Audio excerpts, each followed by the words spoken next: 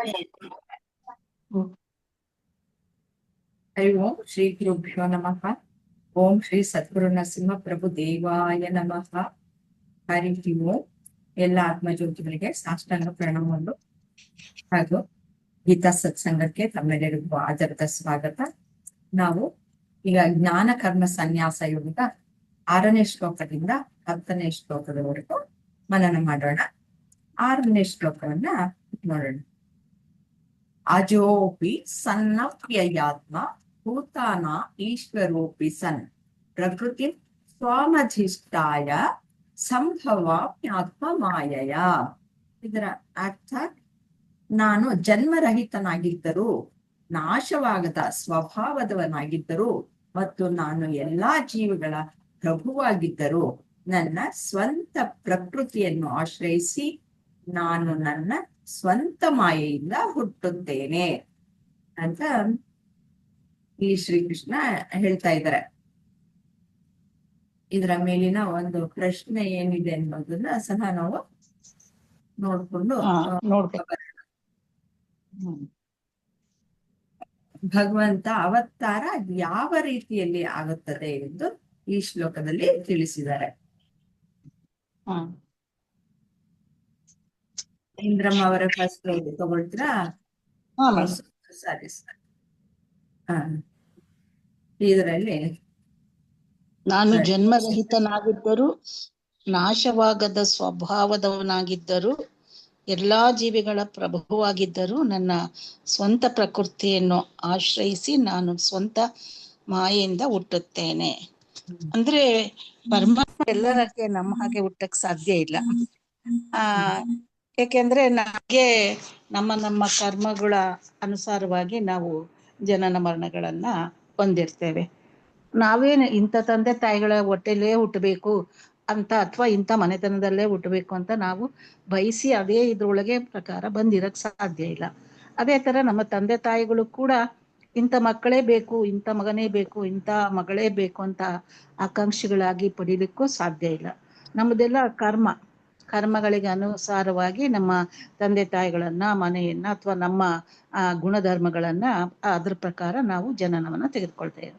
ಆದ್ರೆ ಇಲ್ಲಿ ಪರಮಾತ್ಮ ಭಗವಂತ ಇಲ್ಲಿ ನಾನು ಅಜನು ಅಂದ್ರೆ ಎಂದೆಂದಿಗೂ ನಾನು ಇರ್ತಕ್ಕಂಥವನು, ಹುಟ್ಟೋದಕ್ಕೆ ಸಾಧ್ಯ ಇಲ್ಲ ಅಥವಾ ನಾನು ಮರೆಯಾಗ್ಲಿಕ್ಕೂ ಸಾಧ್ಯ ಇಲ್ಲ. ನಾನು ಹುಟ್ಟುವುದಕ್ಕಿಂತ ಮುಂಚೆ ನಾನು ಇದ್ದೆ, ಈಗ್ಲೂ ಕೂಡ ಇದ್ದೀನಿ. ಅದು ನಿಮ್ಗೆ ಯಾರಿಗೂ ಭಾಸವಾಗ್ತಿರ್ಲಿಲ್ಲ. ಆದ್ರೆ ನಾನು ಈಗ ಸದ್ಯಕ್ಕೆ ಈ ಜನ್ಮದ ಪ್ರಕಾರ ನಾನೇನ್ ಮಾಡಿದ್ದೀನಿ, ದೇವಕಿ ವಸುದೇವರ ಒಂದು ಇದ್ರೊಳಗೆ ಹುಟ್ಟುವುದಕ್ಕೆ ಮಾಡಿ ಅಂದ್ರೆ ಜನ್ಮ ತೆಗೆದುಕೊಂಡಿದ್ದೇನೆ. ಹಾಗಂದ್ರೆ ಅದ್ರಲ್ಲಿ ಕೂಡ ಕೆಲವು ಕಡೆ ವಿವರಣೆಯನ್ನ ಕೊಡ್ತಾರೆ ಮೇಡಮ್, ವರ್ಣಿಸ್ತಾರೆ. ಶ್ರೀಕೃಷ್ಣ ಪರಮಾತ್ಮ ಜನಿಸಿದಾಗ ಅವನು ನಮ್ಮ ಹಾಗೆ ನಾರ್ಮಲ್ ಆಗಿಂತ ಕೂಸಾಗಿರ್ಲಿಲ್ಲ. ಆತ ಎಲ್ಲಾ ಇದನ್ನ ಕೂಡ ಧರಿಸಿ ಪರಮಾತ್ಮ ಬಂದಿದ್ದ. ಸೃಷ್ಟಿ ಒಳಗೆ ಹೇಗಿರ್ತಾನೆ ನಾವು ಹೇಗೆ ಕಲ್ಪನೆ ಮಾಡಿದ್ದೇವೆ, ಆತ ದಾಮೋದರನಾಗಿ ಒಂದು ಎಲ್ಲಾ ಒಡವೆ ಆಭರಣಗಳನ್ನೆಲ್ಲ ಧರಿಸ್ಕೊಂಡು ಕಿರೀಟ, ಗದೆ ಶ್ರೀಕೃಷ್ಣನ ಪರಮಾತ್ಮನ ಯಾವ ಆಯುಧಗಳಿದೆ 4 ಚತುರ್ಭುಜನಾಗಿ ಪೀತಾಂಬರಧಾರಿಯಾಗಿ ಜನಿಸ್ತಾನೆ ಅಂತ ನಾವು ಓದಿದೀನಿ ಒಂದ್ ಕಡೆ. ಹಾಗೆ ಶ್ರೀಕೃಷ್ಣ ಪರಮಾತ್ಮ ಹಾಕಿಕೊಂಡಂತ ಅಂದ್ರೆ ಹುಟ್ಟಿ ಬರ್ಬೇಕಾದ್ರೆ ತಾನಷ್ಟು ವೇಷಭೂಷಣಗಳನ್ನ ಧರಿಸಿ ಬಂದಿದ್ದಾನೆ. ಅವನನ್ನು ನೋಡ್ಬಿಟ್ಟು ವಸುದೇವ ಮತ್ತು ಇವಳು ಏನ್ ಮಾಡ್ತಾರೆ, ದೇವಕಿ ಅವರು ಕೈ ಮುಗಿದು ಕೇಳ್ಕೊತಾರೆ, ಭಗವಂತ ನೀನು ಈ ರೂಪವನ್ನ ನಾವು ನೋಡ್ಲಿಕ್ಕೆ ಸಾಲ್ದು, ಆದ್ರೆ ನೀನು ಒಂದು ಸಾಮಾನ್ಯ ರೂಪದ ಮಾನವನ ರೂಪವನ್ನ ತಾಳಿ ನಮ್ಗೆ ಕಾಣಿಸ್ಕೊಂತ ಕೈ ಮುಗಿತಾರಂತೆ. ಆಗ ಕೈ ಮುಗಿದಾಗ ಮತ್ತೆ ಯಥಾ ಪ್ರಕಾರ ಈ ಒಂದು ಜನ್ಮಕ್ಕೆ ಅನುಗುಣವಾಗಿ ಶ್ರೀಕೃಷ್ಣ ಬದಲಾವಣೆ ಆಗ್ತಾನೆ. ಆಗ ತಂದೆ ತಾಯಿಗಳ ಪ್ರೀತಿಯನ್ನು ಕೂಡ ತಾಯಿ ಏನ್ ಮಾಡ್ತಾಳೆ, ಇಲ್ಲಿ ಇದ್ರೆ ಇವನು ಕೊಲ್ತಾನೆ ಅಂತ ಹೇಳ್ಬಿಟ್ಟು ಅವನನ್ನ ಮತ್ತೆ ಇದ್ರೊಳಗೆ ಕಳಿಸ್ತಾರೆ ಅಂತ ಹೇಳಿ ನಾವು ಓದಿದ್ದೀನಿ. ಅದಕ್ಕೆ ಮುಂಚೆ ಕೃಷ್ಣ ಈಗ ಅವನು ವೇಷಭೂಷಣ ನೋಡಿದಾಗ ನಮಗೆ ಕೇಳಿದಾಗ್ಲೇ ಕೂಡ ಒಂಥರ ಇದಾಗ್ತದೆ. ಹೇಳ್ತಾನೆ ಕೃಷ್ಣ, ನಾನು ದಾಮೋದರ ಅಂದ್ರೆ ನನ್ನ ಹೊಟ್ಟೆಯಲ್ಲಿ ಎಲ್ಲಾ ಈ ಪ್ರಪಂಚನೇ ಅಡಗಿದೆ, ನನ್ನಲ್ಲಿ ಲಕ್ಷ್ಮಿಯ ಮುದ್ರೆ ಇದೆ ನನ್ನ ಎದೆಯಲ್ಲಿ, ಮತ್ತೆ ನನ್ನ ಬಾಹುಗಳಲ್ಲಿ ಒಂದು ಏನಂತೀವಿ ಬಂದಿ ಇವೆಲ್ಲ ಆಭರಣಗಳೆಲ್ಲ ಇದೆ. ಮಣಿಕಂಠ ಅಂದ್ರೆ ಮಣಿ ಒಂದು ಶಮಂತಕ ಮುನಿಯ ಹಾರ ನನ್ನಲ್ಲಿದೆ, ಕಿರೀಟಧಾರಿಯಾಗಿದ್ದೇನೆ ಅಂತ ವರ್ಣಿಸ್ತಾರೆ ಅದನ್ನ. ಹಾಗಾಗಿ ಇಲ್ಲಿ ನಮ್ಮಂತ ಕರ್ಮ ಒಂದು ಬಂಧನಕ್ಕೆ ಒಳಗಾಗಿ ಜನ್ಮವನ್ನು ತಾಳ್ತಕ್ಕಂಥ ನಾವು ನಮ್ದು ದೇಹ ಮನಸ್ಸು ಬುದ್ಧಿ ಇಂದ್ರಿಯಗಳಿಗೆ ಬದಲಾವಣೆಗೆ ತಕ್ಕಂಗೆ ನಾವು ಜನ್ಮ ತಾಳ್ತೇವೆ. ಆದ್ರೆ ಅವನು ನಿಯಾಮಕ, ಅವನಿಗೆ ಯಾವ ಒಂದು ಇದು ಇಲ್ಲ. ಅವ್ಯಯ ಅಂದ್ರೆ ಯಾವ ಬದಲಾವಣೆಗೂ ತುತ್ತಾಗೋನಲ್ಲ. ಅವನು ಯಾವ್ದಾರ ರೂಪದಲ್ಲಿ ಕಾಣಿಸ್ಬೋದು, ಆದ್ರೆ ಬದಲಾವಣೆ ಆಗ್ಲಿಕ್ಕೆ ಸಾಧ್ಯವಿಲ್ಲ. ಅವನು ಹುಟ್ಟಬೇಕಾದ್ರೆ ಜ್ಞಾನಿಯಾಗಿರ್ತಾನೆ, ಸಿದ್ಧ ಪುರುಷನಾಗಿ ಪೂರ್ಣ ಕಾಯದಿಂದ ಅವನು ಜನಿಸಿರ್ತಾನೆ. ನಾವೆಲ್ಲ ಹಾಗಾಗೋದಿಲ್ಲ. ಅಂದ್ರೆ ಭಗವಂತ ಪ್ರಾಣಿಗಳಿಗೂ ಒಡೆಯ, ಪ್ರಪಂಚಕ್ಕೂ ಒಡೆಯ, ಎಲ್ಲಾ ಜೀವರಾಶಿಗಳಿಗೆ ಸ್ವಾಮಿ ಅಂಥವನನ್ನ ಒಂದು ಈ ಜಡಚೇತನ ನಿಯಮಗಳೆಲ್ಲ ಹೇಗೆ ಅವನ್ನ ಇದಾಗತ್ತೆ, ಗುಣಧರ್ಮಗಳು ಕೂಡ ಅವನ್ಗೆ ಆವರಿಸ್ಲಿಕ್ಕೆ ಸಾಧ್ಯ ಇಲ್ಲ. ಅಂದ್ರೆ ನಾನು ಮುಂಚೆನೂ ಇದ್ದೆ, ಈಗೂ ಇದ್ದೀನಿ, ನಾನು ಈಗ ಒಂದು ಪ್ರಪಂಚಕ್ಕೆ ಬರ್ತಾ ಇದ್ದೇನೆ ಅಂದ್ರೆ ನಾವು ಹೇಗೆ ಒಂದು ಇದ್ರೊಳಗೆ ರೂಪದಿಂದ ನಾನು ಬಂದಿಲ್ಲ, ನಾನು ಹೇಗೆ ಅವ್ಯಕ್ತ ರೂಪದಲ್ಲಿ ಪ್ರಕಟವಾಗಿದ್ದೇನೆ ಅಂತ ಇಲ್ಲಿ ಹೇಳ್ತಾ ಇದ್ದಾರೆ ಅನ್ಸುತ್ತೆ ಮೇಡಮ್. ನಾನು ಯಾವ ಮಾಯೆಗೂ ಒಳಗಾಗೋದಿಲ್ಲ, ಯಾವ ಮಾಯವನ್ನು ಇದ್ರೊಳಗೆ ಮಾಯಿಂದ ನಾನು ಹುಟ್ಟೋದಿಲ್ಲ, ಹುಟ್ಟಿಲ್ಲ, ಹುಟ್ಟೋದು ಇಲ್ಲ. ನಾನು ಯಾವಾಗ್ಲೂ ಇರ್ತಕ್ಕಂಥವನು, ನನ್ನ ಸ್ವಂತ ಪ್ರಕೃತಿಯನ್ನೇ ಆಶ್ರಯಿಸಿ ನಾನು ಬಂದಿದ್ದೇನೆ ಅಂತ ಹೇಳಿ ಈ ಶ್ಲೋಕದಲ್ಲಿ ಹೇಳ್ತಾ ಇದ್ದಾರೆ ಮೇಡಮ್. ನಾನು ಎಲ್ಲಾ ಜೀವಿಗಳಿಗೂ ಪ್ರಭು, ನಾನು ಸ್ವಾಮಿ, ನಾನು ಈ ಜನ್ಮರಹಿತ, ನನಗೆ ಜನ್ಮನೇ ಇಲ್ಲ. ಆದ್ರೂ ಕೂಡ ನಾನು ಯಾವಾಗ್ಲೂ ನಾಶವಾಗಿಲ್ಲ, ಹೀಗೂ ಆಗಲ್ಲ, ಮುಂದೆನೂ ಆಗೋದಿಲ್ಲ. ಆದ್ರೆ ನಾನು ಇದಕ್ಕೋಸ್ಕರ ಒಂದು ಎಲ್ಲಿ ನಾಶವಾಗ್ತದೆ ಧರ್ಮ ಅಂತ ಒಂದು ಪ್ರಕಟವಾಗ್ಬೇಕಾದಂತ ಸಂದರ್ಭದಲ್ಲಿ ನಾನು ಕಾಣಿಸ್ತಾ ಇದ್ದೀನಿ ಅಂತ ಈ ಶ್ಲೋಕದಲ್ಲಿ ಗೊತ್ತಾಗ್ತದೆ ಮೇಡಮ್. ನನಗೆ ಇಷ್ಟ ಅರ್ಥ ಆಯ್ತು. ಭಗವಂತನ ಅವತಾರ ಹೇಗ್ ನಡೆಯುತ್ತೆ ಅಂತ ಹೇಳಿದ್ದಾರೆ. ಈ ಮಾಯೆನ ಇನ್ ಸ್ವಲ್ಪ ವಿವರವಾಗಿ ಹೇಳ್ತೀರಾ? ಮಾಯೆ ಇದು ಜನ್ಮರಹಿತ, ಇದು ಅಂದ್ರೆ ಅಜೋಪಿ ಮತ್ತೆ ಅಜೋಪಿ ಸನ್ಯ ವ್ಯಯಾತ್ಮ ಅವ್ಯಯಾತ್ಮ ಅದೆಲ್ಲ ಹೇಳಿದ್ರಿ. ಪ್ರಕೃತಿ ಸ್ವಾಮಧಿಷ್ಠಾಯ ಸಂಭವಾತ್ಮ ಮಾಯೆಯ ಅಂದ್ರೆ ಭಗವಂತ ಮಾಯೆಗೆ ಒಡೆಯ. ಅವನು ಮಾಯೆ ಅವನು ಹೇಳ್ದಾಗ ಕೇಳ್ತಾನೆ ಹೊರ್ತು ಮಾಯೆ ಹೇಳ್ದಾಗೆ ಪರಮಾತ್ಮ ಅಥವಾ ಭಗವಂತ ಕೇಳಲಿಕ್ಕೆ ಸಾಧ್ಯ ಇಲ್ಲ. ಭಗವಂತ ಸಾಧಾರಣ ಮನುಷ್ಯನ ಒಂದು ಗುಣಲಕ್ಷಣಗಳನ್ನ ಅವನು ಹೊಂದಿರುವುದಿಲ್ಲ. ಅವನದೇ ಒಂದು, ನಾವೆಲ್ಲ ಮಾಯೆಗೆ ಒಳಗಾಗ್ಬೋದು, ಪ್ರಕೃತಿ ಮಾಯೆಗೆ ಒಳಗಾಗಿರ್ಬೋದು, ನಾವೆಲ್ಲ ಮಾಯೆಗೆ ಸಿಲ್ಕಾಕೊಂಡಿರ್ತಕ್ಕಂತಹ ಇದು. ಆದ್ರೆ ಭಗವಂತ ಇಲ್ಲಿ ತ್ರಿಗುಣಗಳ ಒಂದು ಯಾವುದೇ ಒಂದು ಗುಣಗಳ ಮಾಯೆಗೆ ಒಳಗಾಗ್ದಲೆ ತಾನು ನೇರವಾಗಿ ಭೂಮಿಗೆ ಇಳಿದು ಬಂತ ಅಥವಾ ಪ್ರಕಟವಾಗಿರ್ತಕ್ಕಂತಹ ಸ್ವಾಮಿ ಅವನು ಅಂತ ಹೇಳಲಿಕ್ಕೆ ಇಷ್ಟಪಡ್ತೇನೆ ಮೇಡಮ್. ಅಂದ್ರೆ ಅವನು ಯಾವ್ದು ಕರ್ಮಪಾಶ ಇಲ್ಲ ಭಗವಂತನಿಗೆ. ಅವನು ಮಾಯೆಗೆ ಅಂದ್ರೆ ಮಾಯೆ ತಾನೇ ಆಗ್ಲಿಕ್ಕೆ ಸಾಧ್ಯವೇ ಹೊರತು ಮಾಯೆ ಒಳಗೆ ಒಳಪಡೋದಕ್ಕೆ ಸಾಧ್ಯ ಇಲ್ಲ. ಯಾಕೆಂದ್ರೆ ಅವನು ಪರಮಾತ್ಮ, ಭಗವಂತ, ಶ್ರೀಕೃಷ್ಣ, ದಾಮೋದರ ಹೀಗೆಲ್ಲ ಇರ್ತಕ್ಕಂಥ ಪರಮಾತ್ಮ ಹೀಗೆ ಮಾಯೆಗೊಳಗಾಗ್ಲಿಕ್ಕೆ ಸಾಧ್ಯನೇ ಇಲ್ಲ. ಸಂಭವಾಮ್ಯಾತ್ಮ ಮಾಯೆಯ, ಯಾವುದೇ ಸಂಭವ ಬಂದ್ರೂ ಕೂಡ ಅವನು ಮಾಯೆಗೆ ಒಳಗಾಗಿರುವುದಿಲ್ಲ. ಮಾಯೆಯೇ ಇವನನ್ನು ಆಶ್ರಯಿಸ್ಕೊಳ್ಳಿಕ್ಕೆ ಸಾಧ್ಯನೇ ಹೊರತು ಮಾಯೆಯಿಂದ ಇವನು ಸ್ವಂತ ಮಾಯೆಯಿಂದಂತೂ ಹುಟ್ಲಿಕ್ಕೆ ಸಾಧ್ಯನೇ ಇಲ್ಲ ಅಂತ ನನ್ನ ಅನಿಸಿಕೆ. ನನ್ನ ಸ್ವಂತ ಮಾಯಿಂದ ಹುಟ್ಟುತ್ತೇನೆ ಅಂತ ಹೇಳ್ತಾ ಇದ್ದಾರೆ ಪರಮಾತ್ಮ ಇಲ್ಲಿ. ಆದ್ರೆ ಸ್ವಂತ ಮಾಯ ಅಂದ್ರೆ ಭಗವಂತಂದೇ ಒಂದು ಮಾಯ ಇರ್ಬೋದು. ಯಾಕೆಂದ್ರೆ ಈ ಒಂದು ಯುಗಗಳಲ್ಲಿ ಏನೇನು ಆತ ಒಂದು ಬಂದ್ಬಿಟ್ಟು ಅಥವಾ ಜನ್ಮ ತಾಳಿ ಅಥವಾ ಪ್ರಕಟಣೆಗೊಂಡು ಆಯಾ ಯುಗಗಳಿಗೆ ತಕ್ಕ ಹಾಗೆ ಎಲ್ಲ ಒಂದು ಸರಿ ಮಾಡ್ಬೇಕಾದಂತಹ ಒಂದು ಸಂದರ್ಭದಲ್ಲಿ ಪ್ರಕಟವಾಗ್ತಾನೆ ಅಂತ ನನ್ನ ಅನಿಸಿಕೆ ಮೇಡಮ್. ಅಂತ ಮಾಯೆ ಅಂತಂದ್ರೆ ಬೇರೆ ಏನು ಅಲ್ಲ, ಪರಮಾತ್ಮನ ಶಕ್ತಿಯೇ ಮಾಯೆ. ಅದು ಏನು ಅಂತಂದ್ರೆ ಯಾವಾಗ್ಲೂ ಪರಮಾತ್ಮನನ್ನ ಅವಲಂಬಿಸಿರುತ್ತೆ, ತನಗೆ ಸ್ವಂತ ಅಸ್ತಿತ್ವ ಅನ್ನೋದು ಮಾಯೆಗೆ ಇಲ್ಲ. ಇಲ್ಲ ಇಲ್ಲ ಅದು ಯಾವಾಗ ಈ ಸೃಷ್ಟಿಗೆ ಬರುತ್ತೋ ಆಗ ಮಾಯೆ ತನ್ನ ಕೆಲಸವನ್ನ ಪ್ರಾರಂಭಿಸೋದು. ಇಲ್ಲ ಅಂತಂದ್ರೆ ಅದು ಯಾವಾಗ್ಲೂ ಪರಮಾತ್ಮನಲ್ಲೇ ಲೀನವಾಗಿ ಇರುವಂತಹದ್ದು. ಅದು ಪರಮಾತ್ಮನ ಶಕ್ತಿ ಅಷ್ಟೇ. ಇವಾಗ ನಾವ್ ಏನು ಪ್ರಪಂಚದಲ್ಲಿ ಏನ್ ನೋಡ್ತಾ ಇದ್ವಿ, ನಾಮರೂಪಗಳನ್ನ ನೋಡ್ತಾ ಇದೀವಿ, ಅದೆಲ್ಲ ಮಾಯ ಪ್ರಪಂಚ, ಬದಲಾವಣೆ ಆಗ್ತಾ ಇರುವಂತಹದ್ದು. ಅದಕ್ಕೆ ಅಧಿಷ್ಠಾನವಾಗಿರುವಂತಹದ್ದು ಪರಬ್ರಹ್ಮ ತತ್ವವೇ. ಆ ಪರಬ್ರಹ್ಮ ತತ್ವ ಯಾವಾಗ ಯಾವ ಸಂದರ್ಭದಲ್ಲಿ ಹೇಗೆ ಜನ್ಮ ಮಾಡುತ್ತೆ ಅನ್ನೋದನ್ನ, ಜನ್ಮವನ್ನ ತೆಗೆದುಕೊಳ್ಳುತ್ತೆ, ಯಾತಕ್ಕೆ ತೆಗೆದುಕೊಳ್ಳುತ್ತೆ ಅನ್ನೋದನ್ನೆಲ್ಲ ಈ ಒಂದು ಹಲವಾರು ಶ್ಲೋಕಗಳಲ್ಲಿ ವಿವರಿಸ್ತಾ ಇದ್ದಾರೆ. ಮತ್ತೆ ಈ ನಾನು ಎಂತದ್ದು ನನ್ನ ಸ್ವರೂಪ ಲಕ್ಷಣಗಳನ್ನು ಸಹ ಇಲ್ಲಿ ಹೇಳಿದ್ರು. ವಿಜಯಲಕ್ಷ್ಮಿ ಅವ್ರನ್ನ ಸ್ವಲ್ಪ ಕೇಳ್ಬಿಡೋಣ, ಆಮೇಲೆ ವಿವರವಾಗಿ ಮಾತಾಡೋಣ. ವಿಜಯಲಕ್ಷ್ಮಿ ಅವರೇ, ನಿಮ್ಮ ಒಂದು ಅನಿಸಿಕೆಯನ್ನು ಹಂಚ್ಕೊಳ್ಳಿ. ಇವ್ರದೊಂದು ಸ್ವಭಾವ ಸ್ವರೂಪ ಅಂದ್ರಮ್ಮ. ಇವ್ರದ್ದು ನೋಡಿ, ಇವ್ರು ಹುಟ್ಟದಾಗಿಂದ ಫಸ್ಟ್ ಮಗುವಿನಿಂದ ಅವರೊಂದು ಬಾಲ್ಯಾವಸ್ಥೆಗೆ ಬರ್ತಾರೆ.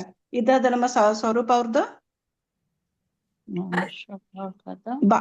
ಅಲ್ಲ, ಇದು ಸ್ವರೂಪ ಲಕ್ಷಣ, ಭಗವಂತನ ಸ್ವರೂಪ ಲಕ್ಷಣಗಳಿಗೇನು? ಸಚ್ಚಿತ್ತಾನಂದ ಸ್ವರೂಪಿ, ಮತ್ತೆ ಜನ್ಮ ಇಲ್ಲ, ಮತ್ತೆ ಮೃತ್ಯು ಅನ್ನೋದು ಇಲ್ಲ, ನಾಶ ಅನ್ನೋದು ಇಲ್ಲ. ಅದೇ ಯಾವ್ದು ಹುಟ್ಟುತ್ತೋ ಅದು ಮಾತ್ರನೇ ಸಾಯುವಂಥದ್ದು. ಅದು ಈ ಮಾಯೆಯಿಂದ ಆಗಿರುವಂತ ಈ ಜಗತ್ತು ನಿರಂತರವಾಗಿ ಇದು ಹುಟ್ಟುತ್ತಾ ಇರುತ್ತೆ, ಸಾಯ್ತಾ ಇರುತ್ತೆ, ಹುಟ್ಟುತ್ತಾ ಇರುತ್ತೆ, ಸಾಯ್ತಾ ಇರುತ್ತೆ. ಇವಾಗ ನಮ್ಮ ದೇಹದಲ್ಲಿ ಎಷ್ಟು ಸೆಲ್ಸ್ ಇದೆ, ಅದು ನಿರಂತರವಾಗಿ ಹುಟ್ಟುತ್ತಾ ಇರುತ್ತೆ, ಸಾಯ್ತಾ ಇರುತ್ತೆ, ಹುಟ್ಟುತ್ತಾ ಇರುತ್ತೆ, ಸಾಯ್ತಾ ಇರುತ್ತೆ. ಆದ್ರೆ ನಾನ್ ಮಾತ್ರ ಹಾಗಾಗಿ ಹುಟ್ಟುತ್ತಾ ಸಾಯ್ತಾ ಇರುವಂತಹ ಇದು ಜೀವಕೋಶಗಳಿಂದ ನನ್ನ ದೇಹ ಬದಲಾವಣೆ ಆಗ್ತಾ ಹೋಗಿದೆ. ನಾನ್ ಸಣ್ಣ ಮಗು ಇದ್ದ ಹಾಗೆ ಇವಾಗಿಲ್ಲ, ಆದ್ರೆ ಆಗ್ಲೂ ನಾನೇ ಇದ್ದೆ, ಈಗ್ಲೂ ನಾನೇ ಇದ್ದೀನಿ. ಅದು ಪರಮಾತ್ಮ. ಅದು ಬದಲಾವಣೆ ಆಗಲ್ಲ, ಯಾವಾಗ್ಲೂ ಬದಲಾವಣೆ ಆಗಲ್ಲ. ಈಗ ಜೀವಿಗಳಿಗೆ ಏನು ಅಂತಂದ್ರೆ, ನಾವು ಈ ಮಾಯೆಯಲ್ಲಿ ಅಧೀನರು. ಆದ್ರೆ ಪರಮಾತ್ಮ ಮಾಯೆಯನ್ನ ಅಧೀನಪಡಿಸಿಕೊಂಡು ತಾನು, ಯಾಕೆಂದ್ರೆ ದೇಹ ಬೇಕಲ್ವಾ ಇಲ್ಲಿ ಎಲ್ಲ ಮಾಡೋದಕ್ಕೋಸ್ಕರ, ಏನೋ ವ್ಯವಸ್ಥೆಗಳನ್ನ ಸರಿ ಮಾಡೋದಕ್ಕೋಸ್ಕರ ದೇಹ ಅನ್ನೋದು ಬೇಕು.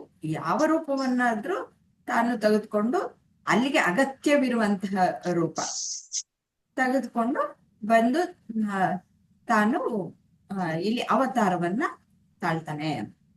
ಅದು ಹೇಗೆ ಅಂತಂದ್ರೆ, ಈ ರೀತಿಯಲ್ಲಿ ಮಾಯೆಯನ್ನ ತನ್ನ ಅಧೀನದಲ್ಲಿ ತಾನು ಒಡೆಯ. ಶಕ್ತಿ ಎನ್ನುವುದು ಯಾವಾಗ್ಲೂ ಪರಮಾತ್ಮನನ್ನ ಅವಲಂಬಿಸಿರುವಂತಹದ್ದು. ಅದಕ್ಕೋಸ್ಕರನೇ ಪರಮಾತ್ಮನ ಅವತಾರದಲ್ಲಿ ತಾನು ಯಾರು ಅನ್ನೋದು ಪರಮಾತ್ಮನಿಗೆ ಗೊತ್ತಿದೆ, ಆದ್ರೆ ನಮಗೆ ಗೊತ್ತಿಲ್ಲ. ಅದೇ ರೀತಿನ ಇವ್ರದ್ದು ಒಂದು ದೇಹದ ಒಂದು ಗುಣ ಅಂದ್ರೆ, ಈಗ ಬಾಲ್ಯದಿಂದ ಅವ್ರು ಬೆಳಿತಾರಲ್ಲ, ಬಾಲ್ಯದಿಂದ ಯೌವನದ ಈಗ ಯೌವನಕ್ಕೆ ಬರ್ತಾರೆ. ಬಾಲ್ಯದಿಂದ ಸಣ್ಣ ಮಗುವಿಂದ ಬಾಲ್ಯದಿಂದ ಯೌವನಕ್ಕೆ ಬಂದ ಮೇಲೆ ಮುಂದೆ ಅವ್ರಿಗೆ ಅವ್ರದ್ದು ಮುಪ್ಪು ತೋರ್ಸೋದೇ ಇಲ್ಲ. ಎದ್ರಲ್ಲಿ ಅವ್ರದ್ದು ಮುಪ್ಪು ಆಗಿರ್ತಕ್ಕಂತ ಒಂದು ಎಲ್ಲಿ ಚಿತ್ರ ನಾವು ಕಾಣೋದೇ ಇಲ್ಲ. ನೋಡಿ, ಅವರು ಆ ಕುರುಕ್ಷೇತ್ರ ಯುದ್ಧ ನಡೆದಾಗ ಸಹಿತ ಅವ್ರು ಆಗ್ಲೇ ಮೊಮ್ಮಕ್ಕಳು ಕಂಡಿದ್ರು ಅಂತ ಹೇಳ್ತಾರ. ಅದೇ ರೀತಿ ಇವ್ರದ ಒಂದು ಆಧ್ಯಾತ್ಮಿಕ ದೇಹ ಇರೋದ್ರಿಂದ ಆ ಬುದ್ಧಿ ಶಕ್ತಿಗಳಾಗ್ಲಿ ಈ ದೇಹ ಆಗ್ಲಿ ಅವ್ರಿಗೆ ಕ್ಷೀಣಿಸೋದು ಇಲ್ಲೇ ಇಲ್ಲ ಅವ್ರಿಗೆ. ಅವರು ಮಾಯಾವಿ ಅಂದ್ರೆ ಏನು? ಅವ್ರಿಗೆ ಯಾರು ಮಹಾಭಾರತದಲ್ಲಿ ಇವ್ರು ಹೇಳ್ತಿರ್ತಾನ, ಶಕುನಿ ಯಾವಾಗ ಎಲ್ಲದಕ್ಕೂ ನೀ ಮಾಯಾವಿ ನೀ ಬಂದಿ ಅಂದ್ರೆ ಏನಾದ್ರೂ ಒಂದು ಘಟನೆ ಆಗ್ತಿರ್ತವೆ ಅಂತಂದು, ಇದೇ ರೀತಿ ಮಾಯಾವಿ ಅಂತಾನೆ ಅವ್ರಿಗೆ ಅದೊಂದು ಶಬ್ದ ಇಟ್ಟಿಟ್ಟು ಹೇಳ್ತಿರ್ತಾನೆ ಅವನು. ಆ ರೀತಿ ಇವರು ಮಾಯಾವಿ ಅಂದ್ರೆ ಆ ರೀತಿ ಮಾಯಾವಿ ಅಲ್ಲ, ಒಂದು ದೈವ ಶಕ್ತಿ ಉಳ್ಳಂತ ಮಾಯಾವಿ ಪರಮಾತ್ಮ. ಹೀಗಾಗಿ ಅವನು ಎಲ್ಲೇ ಇದನ್ನಿರ್ಲಿ, ಆ ಒಂದು ಶರೀರ ಒಂದು ಅಥವಾ ಅವನ ಆತ್ಮಕ್ಕೆ ನಾವು ಒಂದು ನಿತ್ಯ ಸದಾ ಇರ್ತಕ್ಕಂಥ ಆತ್ಮ, ಆಮೇಲೆ ಸರ್ವವ್ಯಾಪಿ ಆಗಿರ್ತಕ್ಕಂಥವನು. ಈಗ ಜಗತ್ತಿನಲ್ಲಿ ಒಂದು ಅವತರಿಸಿರುವುದೇ ಒಂದು ಅದೃಶ್ಯ ಅವ್ರದ್ದು. ಆ ಅದೃಶ್ಯದಲ್ಲಿ ನಮಗೂ ಸಹಿತ ಅವ್ರನ್ನ ಒಂದು ಸಂಪೂರ್ಣವಾಗಿ ನಮ್ಗೆ ತಿಳ್ಕೊಳ್ಳುವಂತ ಶಕ್ತಿನೂ ನಮಗ್ ಬೇಕು, ಆ ಜ್ಞಾನನೂ ಬೇಕು. ಹಾಗೆ ಇದೇ ರೀತಿ ಶರೀರದಲ್ಲಿ ಸಹಿತ ಎಲ್ಲಾ ಒಂದು ಗುಣಗಳು, ಆ ದೇಹಗಳಲ್ಲಿ ಭಿನ್ನತೆ ಇರತಕ್ಕಂತ ಒಂದು ನಾವು ಮನುಷ್ಯ ಜೀವಿಗಳು, ಅವರು ಪರಮಾತ್ಮ. ಹೀಗಾಗಿ ಏನಕತಿ ಅವ್ರ ಅವತಾರಗಳೇ ಬೇರೆ ಆಗ್ತಾವ. ನಮ್ಮ ಹುಟ್ಟು ಸಾವು ನಾವು ಅದರಲ್ಲಿ ಹೋಗ್ತಿರ್ತೇವೆ. ಅವ್ರು ಒಂದು ಧರ್ಮದ ಕಾರ್ಯಕ್ಕಾಗಿ ಹುಡ್ತಾ ಇರ್ತಾರೆ ಅಂತ ನಾ ಹೇಳ್ಬೋದಮ್ಮ. ನಾವುಗಳು ನಮ್ಮ ಕರ್ಮ ಅನುಸಾರವಾಗಿ ನಾವು ಹುಡ್ತೀವಿ. ನಾವು ಹುಡ್ತೇವೆ. ನಮಗೆ ನಾವು ಯಾರು ಅನ್ನೋದು ಗೊತ್ತಿಲ್ಲ, ಆದ್ರೆ ಪರಮಾತ್ಮನ್ಗೆ ನಾನು ಯಾರು ಅನ್ನೋದು ನಾವೇ ಗೊತ್ತಿದೆ. ಅದಕ್ಕೆ ಕಾರಣ ಏನು? ಈ ಮಾಯೆಯ ಗುಣಗಳು ನಿಮ್ಗೆ ಗೊತ್ತಿರ್ಬೇಕಲ್ಲ. ಮಾಯೆಗೆ 2 ಗುಣಗಳಿವೆ. ತ್ರಿಗುಣಗಳು. ಅದು ಆ ಗುಣಗಳು 3. ಮತ್ತೆ ಇನ್ನೊಂದು ಶಕ್ತಿಗಳು ಇದೆ, 2 ರೀತಿಯ. ಮಾಯೆಗೆ 2 ಶಕ್ತಿ ಇದೆ. ಅದು ಒಂದು ಆಧ್ಯಾತ್ಮಿಕ ಶಕ್ತಿ, ಒಂದು ಭೌತಿಕ ಶಕ್ತಿ. ಹೌದಮ್ಮ? ಆವರಣ ಮತ್ತು ವಿಕ್ಷೇಪ ಅನ್ನುವ 2 ಶಕ್ತಿಗಳಿರುತ್ತೆ. ಆವರಣದಿಂದ ಏನ್ ಮಾಡತ್ತೆ? ಆವರಣ ಅನ್ನೋದು ಕೇಳಿದಿರ ಅಲ್ವಾ ನೀವು AVS ಇಲ್ಲಿ? ಆವರಣ ಮಾಡ್ಕೊಳ್ತೀರಾ? ಆವರಣ ಅಂತಂದ್ರೆ ನಾನ್ ಯಾರು ಅನ್ನೋದು ಮರ್ತೋಗ್ಬಿಡುದು, ನನ್ನ ನಿಜ ಸ್ವರೂಪವನ್ನ ಮರೆಸ್ಬಿಡುತ್ತೆ. ಮಾಯಾಶಕ್ತಿ ಆ ರೀತಿಯಲ್ಲಿ ಮರೆಸ್ಬಿಡುತ್ತೆ. ಆಮೇಲೆ ವಿಕ್ಷೇಪ ಅಂತಂದ್ರೆ ಈ ದೇಹ ಮನಸ್ಸು ಬುದ್ಧಿನೇ ನಾನು ಅಂತ ತಪ್ಪು ತಿಳುವಳಿಕೆಯನ್ನ ತೋರಿಸುತ್ತೆ. ಅದು ವಿಕ್ಷೇಪ.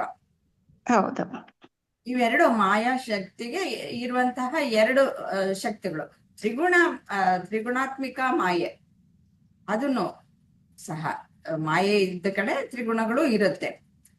ಅದು ಸ್ವಭಾವಗಳೆಲ್ಲ ನಮ್ಮ ಮನುಷ್ಯನಲ್ಲಿ ಅಥವಾ ಪ್ರಾಣಿಗಳಲ್ಲಿ, ಜೀವ ಸಂಕುಲದಲ್ಲಿ ಆ ತ್ರಿಗುಣಗಳ ಪ್ರಭಾವದಿಂದನೇ ವಿಭಿನ್ನತೆ ಅನ್ನೋದು ಕಾಣಿಸ್ತಾ ಇರೋದು.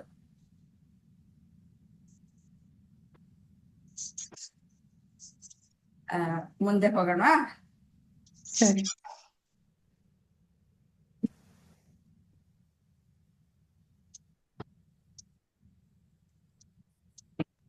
ಶುದ್ಧ ಅರಿವು. ಪರಮಾತ್ಮ ಅಂತಂದ್ರೆ ಶುದ್ಧ ಅರಿವು. ದೈವಿಕ ಅವತಾರ ಅಂತಂದ್ರೆ ಈ ದೇಹವನ್ನ, ಈ ಮಾಯಾಶಕ್ತಿಯನ್ನ ಉಪಯೋಗಿಸ್ಕೊಂಡು ಈ ದೇಹ ಧಾರಣೆಯನ್ನ ಮಾಡಿ ಧರ್ಮ ಸಂಸ್ಥಾಪನೆಯನ್ನ ಮಾಡೋಕ್ಕೋಸ್ಕರ ಬಂದಿದ್ದೀನಿ ಅನ್ನೋದನ್ನ ಮುಂದಿನ ಶ್ಲೋಕದಲ್ಲಿ ಹೇಳ್ತಾರೆ.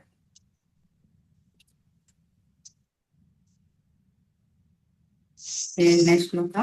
ಯದಾ ಯದಾ ಹಿ ಧರ್ಮಸ್ಯ ಗ್ಲಾನಿರ್ಭವತಿ ಭಾರತ ಅಭ್ಯುತ್ಥಾನಮ ಧರ್ಮಸ್ಯ ತದಾತ್ಮಾನಂ ಸೃಜಾಮ್ಯಹಂ.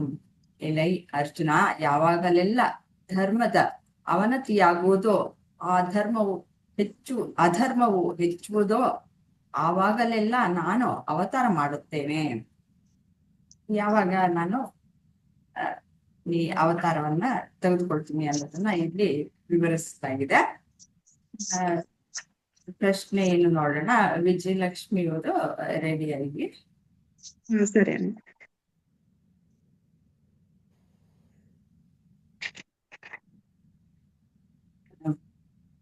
ಯಾವಾಗ ಸಾಕಾರ ರೂಪದಿಂದ ಗೋಚರಿಸಿಕೊಳ್ಳುತ್ತೇನೆ ಎಂದು ಭಗವಂತ ತಿಳಿಸಿದ್ದಾರೆ.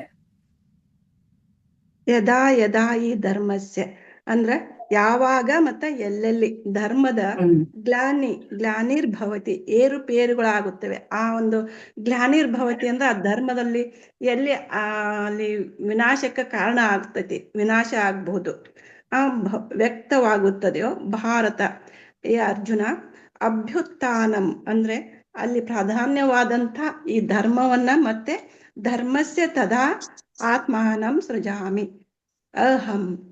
ಅಂದ್ರ ಇಲ್ಲಿ ಏನಾಗ್ತೈತಿ ಅಮ್ಮ, ಇವನು ಯಾವಾಗ ಧರ್ಮದ ಒಂದು ಏರ್ಪೇರು ಆಗ್ತೈತಿ ಅಲ್ಲಿ ನಾನ್ ಮತ್ತೆ ಆ ಧರ್ಮದ ಸ್ಥಾಪನೆ ಮಾಡೋದಕ್ಕೆ ಮತ್ತೆ ನಾನು ಅವತರಿಸಿ ಬರ್ತೀನಿ ಕಾಲ ಕಾಲಕ್ಕೆ, ಯುಗದಲ್ಲಿ. ಅಂದ್ರೆ ಯಾವಾಗ ಈಗ ದ್ವಾಪರ ಯುಗದಲ್ಲಿ ಬಂದ್ರು, ಮತ್ತೆ ಮುಂದೆ ಯಾವಾಗ ಬರ್ತಾರ ಅಂತ ಗೊತ್ತಿಲ್ಲ. ಆಮೇಲೆ ಬುದ್ಧ ಆಗಿ ಬಂದ್ರು ಅಂತ ಒಂದ್ ಕಡೆ ಓದಿದ್ವಿ. ಬುದ್ಧನು ಒಂದು ಅವತಾರ ಅಂತ ಬಿಟ್ಟೆ ಎಲ್ಲರೂ ಅದನ್ನು ಒಂದ್ ಮಾಡ್ತಾರೆ. ಅವ್ರು ಪುನಃ ದಶಾವತಾರ ಅಲ್ಲ, ತೆಗೆದುಕೊಳ್ಬೇಡಿ. ಹೇಳ್ಬಿಡಿ ನೀವು. ಪುನಃ ಸ್ಥಾಪನೆ ಮಾಡ್ಲಿಕ್ಕೆ ಅವತಾರ ರೂಪದಲ್ಲಿ ನಾನು ಧರೆಗೆ ಇಳಿದು ಬರ್ತಾ ಇರ್ತೀನಿ ಅಂತ ಹೇಳ್ತಾರಮ್ಮ. ಪರಿತ್ರಾಣಾಯ ಸಾಧೂನಾಮ ಅಂದ್ರೆ ಇಲ್ಲಿ ಏನ್ ಮಾಡ್ತಾರೆ, ಆ ಸಾಧು ಸಂತರನ್ನ ಅವ್ರಿಗೆ ಒಳ್ಳೆ ಒಂದು ರಕ್ಷಣೆ ಕೊಡೋದಕ್ಕೋಸ್ಕರ, ಅವ್ರಿಗೆ ಹಾನಿ ಆದಾಗ ನಾ ರಕ್ಷಣೆ ಕೊಡೋದಕ್ಕೋಸ್ಕರ ಬರ್ತೇನೆ. ಆಮೇಲೆ ದುಷ್ಟ ಶಕ್ತಿಗಳು ಯಾವಾಗ ಹುಟ್ಟುತ್ತವೋ ಅವುಗಳನ್ನ ನಾಶ ಮಾಡೋದಕ್ಕೆ ಬರ್ತೇನೆ. ಧರ್ಮವನ್ನ ಉಳಿಸಿ ಸ್ಥಾಪಿಸುವುದಕ್ಕೆ ಹೀಗೆ ಮತ್ತೆ ಪುನಃ ಪುನಃ ನಾನು ಹುಟ್ಟಿ ಬರುವಂತಹ ಈ ಪವಿತ್ರ ಆತ್ಮ ಆಗಿದ್ದೇನೆ ಅಂತ ಹೇಳ್ತಾರಮ್ಮ. ಇಂದ್ರಮ್ಮ ಅವರು. ಮೇಡಮ್, ಸೇಮ್ ಅರ್ಥ. ಯದಾ ಯದಾ ಹಿ ಧರ್ಮಸ್ಯ ಗ್ಲಾನಿರ್ಭವಿತ ಭಾರತ. ಅಂದ್ರೆ ಯಾವಾಗ ಧರ್ಮಕ್ಕೆ ಗ್ಲಾನಿ ಉಂಟಾಗ್ತದೆ, ಅಧರ್ಮ ಅನ್ನೋದು ವೃದ್ಧಿ ಆಗ್ತಾ ಇರ್ತದೆ, ಆಗ ನಾನು ಅವತಾರ ಮಾಡ್ತೀನಿ ಅಂತ ಹೇಳಿ ಪರಮಾತ್ಮ ಹೇಳ್ತಾರೆ. ಅಂದ್ರೆ ಸಾಧುಗಳನ್ನ ರಕ್ಷಣೆ ಮಾಡ್ಲಿಕ್ಕೆ, ದುಷ್ಟರನ್ನ ನಾಶ ಮಾಡ್ಲಿಕ್ಕೆ, ಧರ್ಮವನ್ನ ಮತ್ತೆ ಪ್ರತಿಷ್ಠಾಪನೆ ಮಾಡ್ಲಿಕ್ಕೆ, ಅಥವಾ ಧರ್ಮವನ್ನ ಕೆಡದಂತೆ ಹಿಂದೂ ಧರ್ಮ ಅಥವಾ ನಮ್ಮ ಧರ್ಮ ಅಂತ ನಾವೇನ್ ಹೇಳ್ತೇವೆ, ಈ ಒಂದು ಇದಕ್ಕೋಸ್ಕರ ಭಗವಂತ ಸೃಷ್ಟಿ ಇದಕ್ಕೆ ಬರ್ತಾನೆ ಅಂತ ನಾವು ನಂಬಿದ್ದೇವೆ. ಅದು ಕೂಡ ನಮ್ಮ ಹಿಂದೂ ಧರ್ಮದಲ್ಲಿ ಮಾತ್ರ ನಾವು ಈಗ ನೋಡ್ತೇವೆ, ನಮ್ಮ ನಂಬಿಕೆನೇ ಮೂಲ ಅಂತ ಕಾಣಿಸುತ್ತೆ. ಆದ್ರೆ ಬೇರೆ ಧರ್ಮಗಳಲ್ಲಿ ನಾವು ನೋಡ್ತಾ ಹೋದಾಗ, ಕ್ರೈಸ್ತ ಆಗಿರ್ಬೋದು, ಈ ಮುಸ್ಲಿಂ ಧರ್ಮ ಆಗಿರ್ಬೋದು, ಅದರಲ್ಲೆಲ್ಲ ಅವರು ಧರ್ಮ ಪ್ರವರ್ತಕರನ್ನ ನಾವು ನೋಡ್ತೇವೆ. ಒಬ್ಬ ಪ್ರತಿನಿಧಿಯಾಗಿ ಭಗವಂತ ಕಳಿಸ್ತಾನೆ ಅಂತ ನಾವು ಅವ್ರನ್ನ ಓದ್ತೇವೆ. ಆದ್ರೆ ನಮ್ಮಲ್ಲಿ ಹಾಗಲ್ಲ, ನಮ್ಮ ಭಗವಂತನೇ ಬರ್ತಾನೆ, ಭಗವಂತನೇ ಬಂದು ನಮ್ಮನ್ನೆಲ್ಲ ಯಾವ ಒಂದು ಎಲ್ಲಿ ನಾಶವಾಗಿರ್ತದೆ ಅಲ್ಲಿ ತಾನು ಮತ್ತೆ ಬಂದು ಪ್ರತಿಷ್ಠಾಪನೆ ಮಾಡ್ತಾನೆ. ಅದು ಜ್ಞಾನ ರೂಪದಲ್ಲಾಗ್ಬೋದು, ಭಕ್ತಿ ರೂಪದಲ್ಲಾಗ್ಬೋದು. ಕೃಷ್ಣನಿಗೆ ಒಂದು ಏನಂತ ಹೇಳ್ತೀವಿ ನಾವು ಅದನ್ನ, ಚಿತ್ತಶುದ್ಧಿ, ಅಂತಹ ಒಂದು ಶುದ್ಧಿಯನ್ನ ಮಾಡ್ತಕ್ಕಂತಹ ಇದನ್ನ ಪಡ್ಕೊಂಡ್ ಬಂದ್ಬಿಟ್ಟು ಅದನ್ನ ಪ್ರಚಾರ ಮಾಡ್ತಾನೆ, ಅಥವಾ ಅದನ್ನೆಲ್ಲ ಇದನ್ನ ಸ್ಥಾಪನೆ ಮಾಡ್ತಾನೆ ಕೃಷ್ಣ ಅಂತ ಹೇಳಿ ನಾವು ನೋಡ್ತೇವೆ. ಹಾಗೆ ನಾವು ತ್ರೇತಾಯುಗದಲ್ಲಿ ಕೃಷ್ಣ ರಾಮನ ಅವತಾರದಲ್ಲಿ ಕೂಡ ನಾವು ನೋಡ್ತೇವೆ. ರಾಮ ಅಷ್ಟು ಸುಂದರವಾಗಿದ್ನಂತೆ, ಎಲ್ಲರೂ ನೋಡಿದ್ರೆ ಎಷ್ಟು ಚಂದ ಇದ್ದಾನೆ ಇವನು, ಶ್ರೀರಾಮ ಪುರುಷೋತ್ತಮ ಅಂತ ಹೇಳಿ ಅವನನ್ನ ಆರಾಧಿಸ್ತಿದ್ರು ಅಥವಾ ನೋಡ್ತಾ ಇದ್ರು, ನೋಡುವ ಬಯಕೆ ಉಂಟಾಗ್ತಾ ಇತ್ತಂತೆ. ರಾವಣ ಕೂಡ ಆ ವೇದಜ್ಞಾನಿ, ಅವನು ಆತ್ಮಜ್ಞಾನಿ, ವೇದಗಳೆಲ್ಲ ಅಧ್ಯಯನ ಮಾಡಿದಂತಹ ಮಹಾಜ್ಞಾನಿ ಕೂಡ ಒಂದು ಕ್ಷಣ ನಿಂತು ಎಷ್ಟು ರೂಪಿಸ್ತಾ ಇದ್ದಾನೆ ಇವನು ಶ್ರೀರಾಮ ಅಂತ ಅನ್ಕೋತಾನಂತೆ. ಆದ್ರೆ ಇವನೇ ಪರಮಾತ್ಮ, ಇವನೇ ನಾರಾಯಣ, ಇವನೇ ಪ್ರತ್ಯಕ್ಷ ರೂಪದಲ್ಲಿ ಬಂದಿದ್ದಾನೆ ಅಂತಕ್ಕಂತಹ ಆ ಜ್ಞಾನ ರಾವಣಿಗೆ ಆಗ ಬರ್ಲಿಲ್ಲ ಅಂತ ನೋಡ್ತೇವೆ. ಹಾಗೆ ಆ ಯಾವ ಯಾವ ಯುಗಗಳಲ್ಲಿ ಯಾವ ಇದರಲ್ಲಿ ಆ ಧರ್ಮ ನಾಶವಾಗ್ತಾ ಇರ್ತದೆ, ಧರ್ಮ ಗ್ಲಾನಿ ಆಗ್ತಿರ್ತದೆ, ಆಗ ಪರಮಾತ್ಮ ಅಲ್ಲಿ ಜನ್ಮವನ್ನ ಅಥವಾ ಅವತಾರವನ್ನ ತಾಳಿ ಆ ಧರ್ಮವನ್ನ ಕಾಪಾಡ್ತಾನೆ ಅಂತ ನಾವು ನೋಡ್ತೇವೆ. ಯದಾ ಯದಾ ಹಿ ಧರ್ಮಸ್ಯ ಗ್ಲಾನಿರ್ಭವತಿ ಭಾರತ ಅಭ್ಯುತ್ಥಾನಮ ಧರ್ಮಸ್ಯ ತದಾತ್ಮನಾಂ ಸೃಜಾಮ್ಯಹಂ.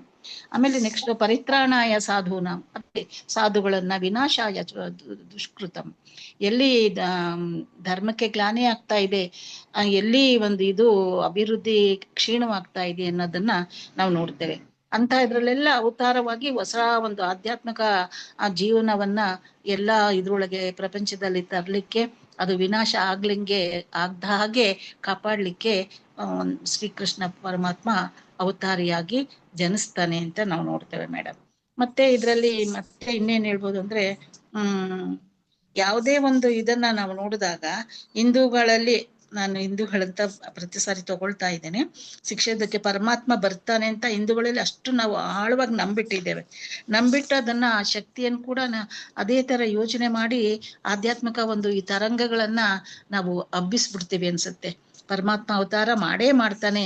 ಇಲ್ಲಿ ಒಂದು ಈ ಎಲ್ಲಿ ಅಧರ್ಮ ವೃದ್ಧಿ ಆಗ್ತಿದೆ ಅಲ್ಲಿ ಪರಮಾತ್ಮ ಬಂದು ಅದನ್ನ ನಾಶ ಮಾಡ್ತಾನೆ, ಮತ್ತೆ ಎಲ್ಲರಿಗೂ ಕೂಡ ಒಂದು ಜ್ಞಾನವನ್ನು ಕೊಟ್ಟು ಆ ಧರ್ಮವನ್ನ ಕಾಪಾಡಿ ಒಂದು ಇದನ್ನ ಮಾಡ್ತಾನೆ ಅಂತ ಹೇಳಿ ನಾವು ನೋಡ್ತೀವಿ ಮೇಡಮ್.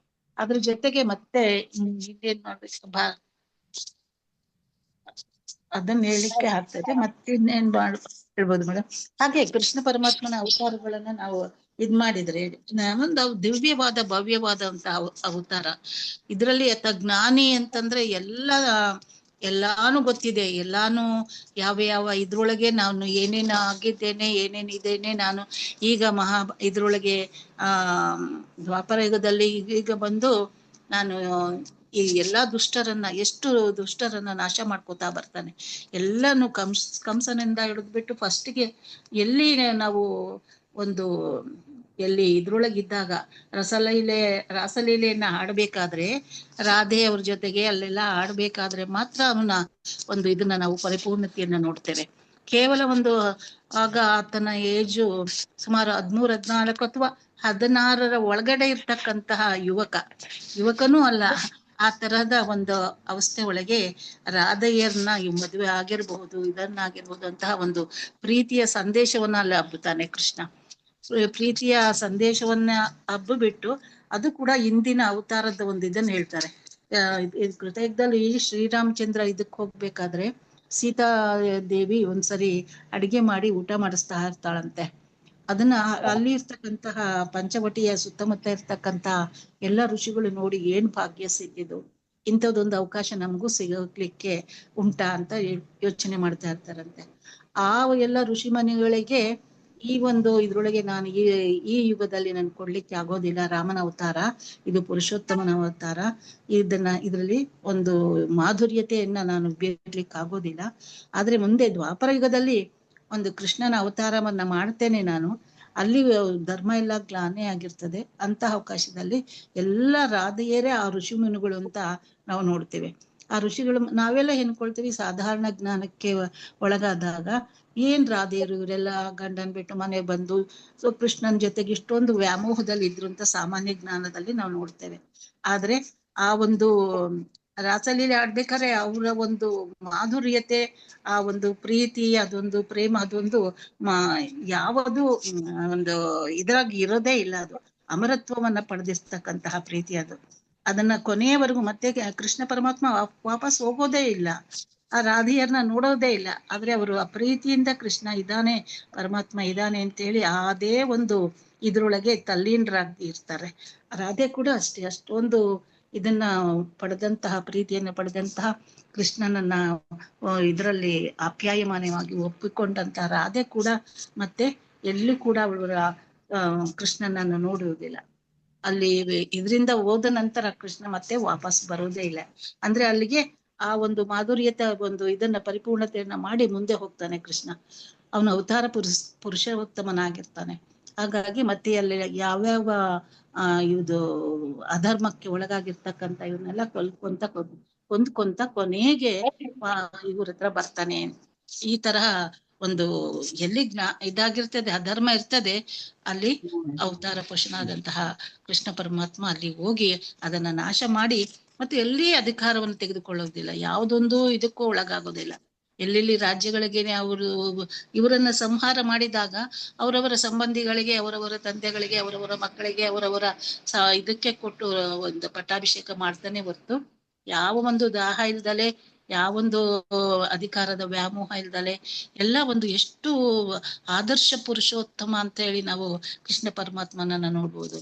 ರಾಮನ ಅವತಾರದಲ್ಲಿ ಅಲ್ಲಿ ನಾವು ಎಷ್ಟೊಂದು ಇದನ್ನ ನೋಡ್ತೀವಿ. ಸೇವಾ ಮನೋಭಾವನೆಯಾದಂತ ಹನುಮಾನ್ಜಿನ ಒಂದು ಸಾಕ್ಯ ಮನೋಭಾವ ಅಲ್ಲ, ಅದು ದಾಸ್ಯ ಮನೋಭಾವ ಇದ್ರಲ್ಲಿ ನೋಡ್ತೇವೆ. ಅಲ್ಲಿ ಒಂದು ಅಂದ್ರೆ ಸಹೋದರನ ಪ್ರೀತಿಯ ಅವತಾರದಲ್ಲಿ ನೋಡ್ತೇವೆ. ಹೀಗೆ ಅಲ್ಲಿ ರಾಮಾಯಣದಲ್ಲಿ ನೋಡ್ಕೊಂತ ಬಂದು ಇಲ್ಲಿ ಕೃಷ್ಣನ ಅವತಾರದಲ್ಲಿ ಅಲ್ಲಿ ಯಾವ ಒಂದು ಇದನ್ನ ಮರೆಯಾಗಿರ್ತದೋ ಈ ಅವತಾರದಲ್ಲಿ ಅದನ್ನೆಲ್ಲ ಪೂರೈಸ್ತಾರೆ ಅಂತ ಅನ್ಸುತ್ತೆ. ಹಾಗಾಗಿ ಈ ಧರ್ಮ ಎಲ್ಲೆಲ್ಲಿ ಗ್ಲಾನಿ ಆಗುತ್ತೆ ಅಲ್ಲಲ್ಲಿ ಆ ಯುಗಗಳಿಗೆ ತಕ್ಕ ಹಾಗೆ ಬಂದ್ಬಿಟ್ಟು ಆ ಧರ್ಮವನ್ನ ಕಾಪಾಡಿ ಅಧರ್ಮವನ್ನ ಇದನ್ನ ನಾಶ ಮಾಡ್ತಾ ಹೋಗ್ತಾರೆ. ಮತ್ತೆ ಧರ್ಮವನ್ನ ತುಂಬಾ ತಿಳ್ಕೊಂಡಿದ್ದಾರೆ, ತುಂಬಾ ಚೆನ್ನಾಗಿ ಹೇಳಿದ್ದಾರೆ. ಈಗ ಪರಮಾತ್ಮನ ಏನು ಒಂದು ಶ್ರೀಕೃಷ್ಣನ ಅವತಾರವನ್ನ ಪೂರ್ತಿಯಾಗಿ ಹೇಳಿದ್ದೀರಾ. ಯಾವಾಗ ನೋಡಿ ಇಲ್ಲಿ ಶ್ರೀಕೃಷ್ಣನ ಅವತಾರದಲ್ಲಿ ತುಂಬಾ ಚೆನ್ನಾಗಿ ಎಕ್ಸ್ಪ್ಲೇನ್ ಮಾಡ್ಬೋದು, ಆದ್ರೂ ಅಷ್ಟು ಜ್ಞಾನ ಇಲ್ಲ.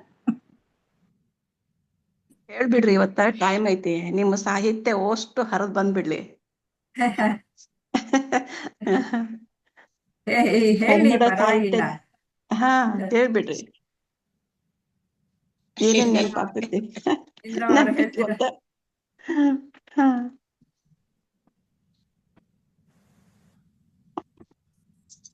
ಇದಂತೂ ನಿಜ ಅಲ್ಲ ಮೇಡಮ್. ಎಲ್ಲಿ ಅವನತಿ ಆಗ್ತದೋ ಧರ್ಮ, ಅಲ್ಲಿ ಪರಮಾತ್ಮ ಬರ್ಲೇಬೇಕಾಗ್ತದೆ. ಇವಾಗ ನಡ್ದೈತಲ್ಲ ಇಲ್ಲಿ ಮೊದ್ಲು ಚಿಕನ್ ನಲ್ಲಿ ಕಲಿಯುಗದಲ್ಲಿ ಎಷ್ಟು ಶ್ರೀಕೃಷ್ಣನ ಅವತಾರದಲ್ಲೇ ನೋಡಿ, ಈ ಕಂಸನನ್ನ ಸಂಹಾರ ಹಾ ಮಾಡಿದಾಯ್ತು. ಹ್ಮ್ ಕಂಸ ಅಂತಂದ್ರೆ ಈ ಅಹಂಕಾರಕ್ಕೆ ಪ್ರತೀಕವಾದಂತ.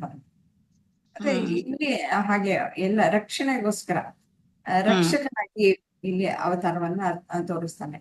ಇಲ್ಲಿ ಹ್ಮ್ ಧರ್ಮ ಸಂಸ್ಥಾಪನೆ, ಹ್ಮ್ ಯುದ್ಧದಲ್ಲಿ ಧರ್ಮ ಸಂಸ್ಥಾಪನೆಯನ್ನ ಹ್ಮ್ ಮಾಡ್ತಾನೆ.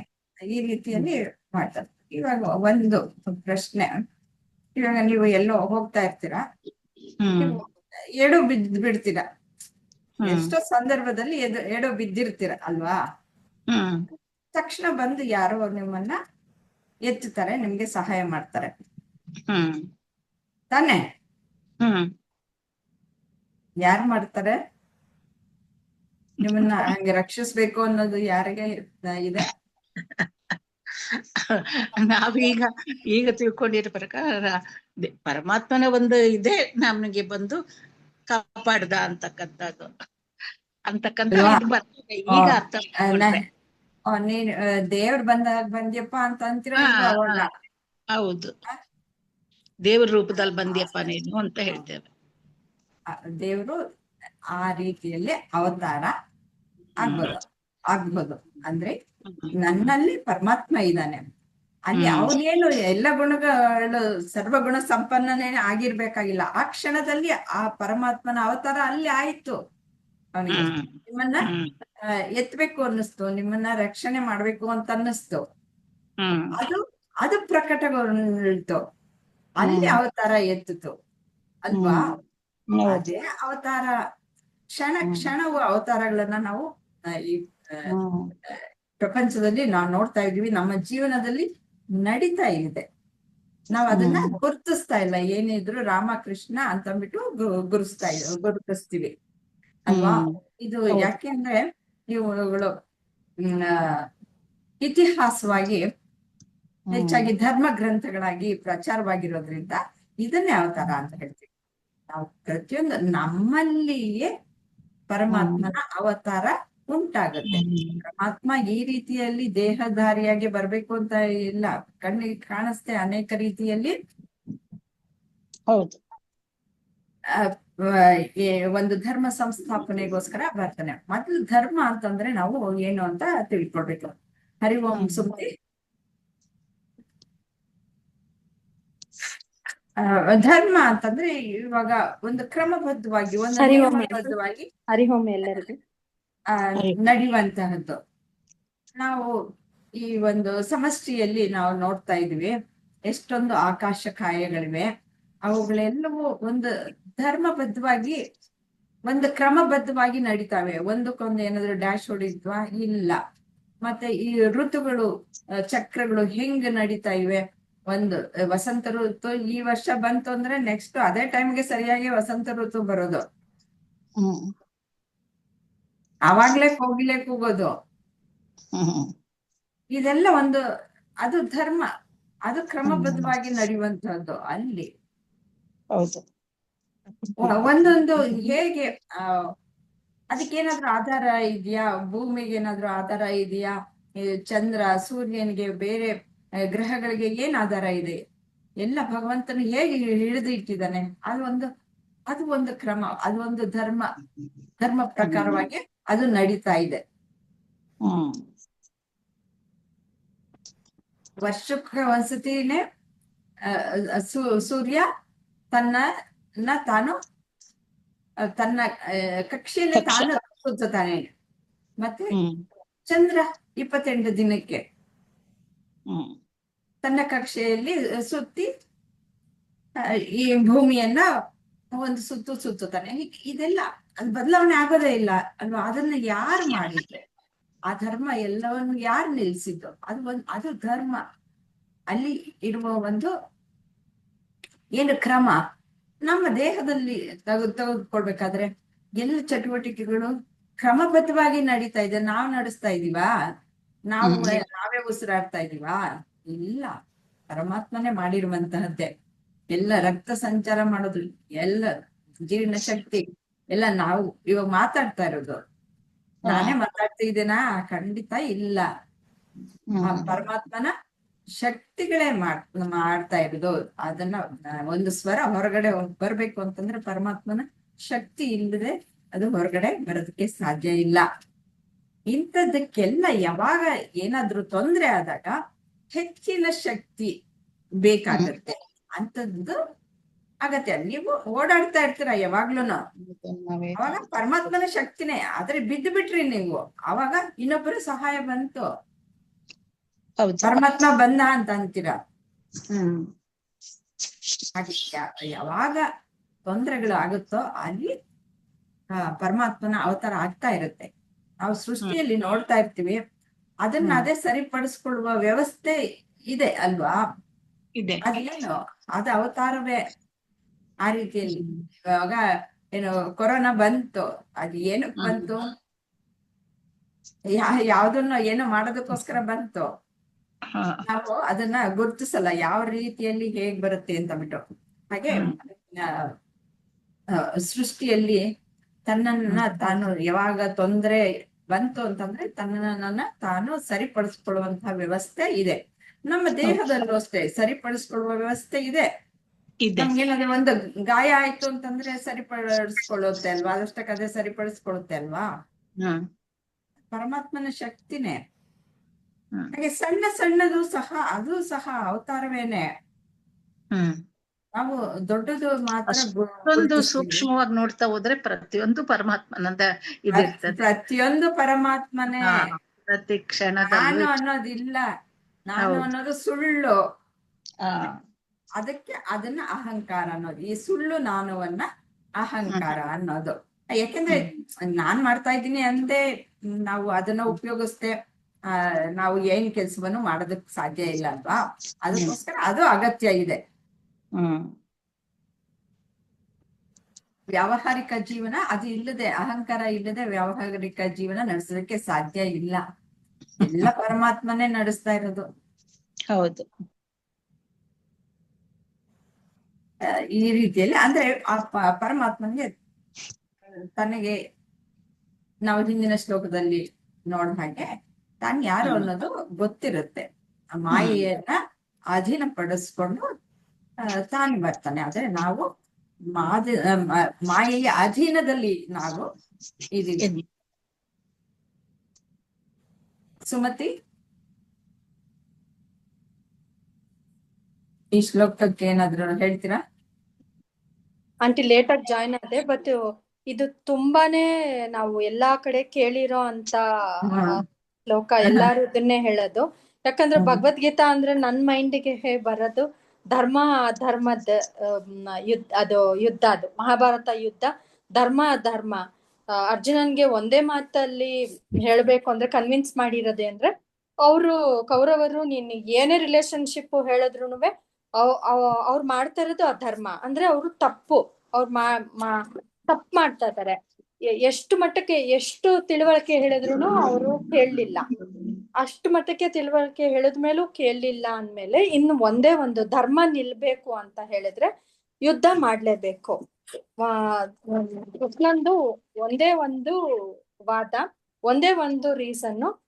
ನಾವು ಯಾವುದೇ ರಿಲೇಶನ್ಶಿಪ್ ಯಾವುದು ಅಲ್ಲ, ಆ ರೈಟ್ ಅನ್ನೋದು, ರೈಟಸ್ನೆಸ್ ಅಥವಾ ಧರ್ಮ ಅನ್ನೋದು ಬಂದ್ಬಿಟ್ಟು ಯಾವ್ದು ಸರಿಯೋ ಯಾವ್ದು ಕರೆಕ್ಟೋ ಅದು ಗೆಲ್ಬೇಕು. ಯಾವತ್ತು ನಾವು ಇನ್ನೊಬ್ರಿಗೋಸ್ಕರ ಯಾವ್ದೋ ನಮ್ಮವರು ಇದು ಅಂತ ಪಾರ್ಶಾಲಿಟಿ ಇರಬಾರ್ದು. ಪವರ್ ಅಥವಾ ಯಾವ್ದು ಇದಿಲ್ಲ, ಯಾವ್ದು ಕರೆಕ್ಟೋ ಅದು ಗೆಲ್ಬೇಕು. ಅದಕ್ಕೋಸ್ಕರ ಆ ಧರ್ಮ ನಿಲ್ಬೇಕಂದ್ರೆ ಆ ಮಹಾಭಾರತ ಯುದ್ಧ ಆಗ್ಲೇಬೇಕಿತ್ತು. ಆ ಧರ್ಮ ನಿಲ್ಸಕ್ಕೆ ಯಾವಾಗ ಅಧರ್ಮ ಆಗುತ್ತೋ ಕೃಷ್ಣ ಪದೇ ಪದೇ ಅದು ಹೇಳ್ತಾನೆ, ನಾನು ಎಲ್ಲೆಲ್ಲಿ ಅಧರ್ಮ ಆಗತ್ತೋ ಅಲ್ಲಲ್ಲಿ ನಾನು ಮ್ಯಾನಿಫೆಸ್ಟ್ ಆಗ್ತೀನಿ, ನಾನು ಅಲ್ಲಿ ಇರ್ತೀನಿ.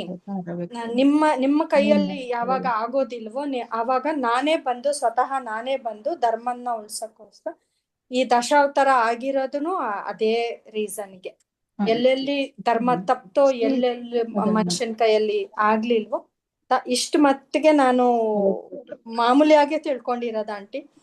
ಗೊತ್ತಿಲ್ಲ, ನಾನು ಲೇಟ್ ಆಗಿ ಜಾಯ್ನ್ ಆದೆ. ಅವರು ಶ್ಲೋಕ ಇದೆಲ್ಲ ಗೊತ್ತಿರೋಂಥದ್ದೇ ಅಲ್ವಾ ಈ ಶ್ಲೋಕ? ಅದೇ ಚಿಕ್ಕ ವಯಸ್ಸಿಂದ ಇದು ಕೇಳ್ಕೊಂಡ್ ಬಂದಿರೋದು. ಇದ್ರ ಮೀನಿಂಗು ಸಾಧಾರಣವಾಗಿ ಭಗವದ್ಗೀತೆ ಅಂದ್ರೆ ಈ ಶ್ಲೋಕ ಇಲ್ಲದೆ ಇಲ್ದೇ ಇಲ್ಲ. ಇದು ತುಂಬಾನೇ ಎಕೋ ಆಗತ್ತೆ ಎಲ್ಲಾ ಕಡೆ. ಮಹಾಭಾರತ ಅಂದ ತಕ್ಷಣ, ಭಗವದ್ಗೀತೆ ಅಂದ ತಕ್ಷಣ ಕೃಷ್ಣನ್ ವಿಶ್ವರೂಪ ದರ್ಶನಕ್ಕೆ ಇದು ಜಾಯಿಂಟ್. ಅದು ಯಾವಾಗ್ಲೂನು ಧಾರಾವಾಹಿ ಬರುವಾಗ್ಲೂ ಫಸ್ಟ್ ಇದನ್ನೇ ಇದೇ ಹೇಳ್ತಾರೆ. ಕರೆಕ್ಟ್. ಹಾಕಿ ಎಲ್ಲೆಲ್ಲೂ ವಿಶ್ವರೂಪ ದರ್ಶನದ ಒಂದ್ ಫೋಟೋನೇ ಆಗ್ಲಿ, ಎಲ್ಲೇ ಆಗ್ಲಿ ಈ ಶ್ಲೋಕ ಬಂದ್ಬಿಡತ್ತೆ. ಅಂದ್ರೆ ಕೃಷ್ಣ ಬರೋದೇ ಅದಕ್ಕೆ, ನಾನ್ ಮ್ಯಾನಿಫೆಸ್ಟ್ ಆಗ್ತೀನಿ ಅಥವಾ ಯಾವುದೇ ಒಂದು ಸೆಲ್ಫ್ ರಿಯಲೈಸ್ಡ್ ಅವ್ರನ್ನ ಅವರೇ ಕಳಿಸ್ತಾರೆ ಅಂತೆ.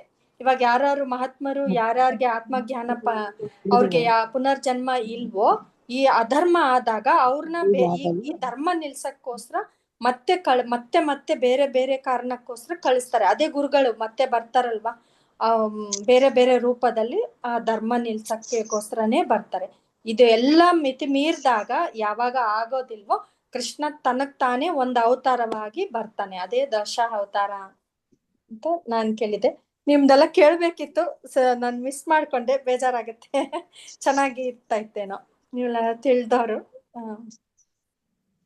ಅಷ್ಟೇ ಹಾಗೇನಿಲ್ಲ ಸುಮತಿ, ನೀವು ತುಂಬಾ ತಿಳ್ಕೊಂಡಿದ್ದೀರಾ. ಅಯ್ಯೋ ಇಲ್ಲ ಆಂಟಿ, ನೀವ್ ಇವಾಗ ಆಂಟಿ ಹೇಳೋವಾಗ ಅಯ್ಯೋ ನಾನ್ ಮಿಸ್ ಮಾಡ್ಕೊಂಡೆ, ಜಸ್ಟ್ ಜಾಯಿನ್ ಬೇಜಾರಾಯ್ತು.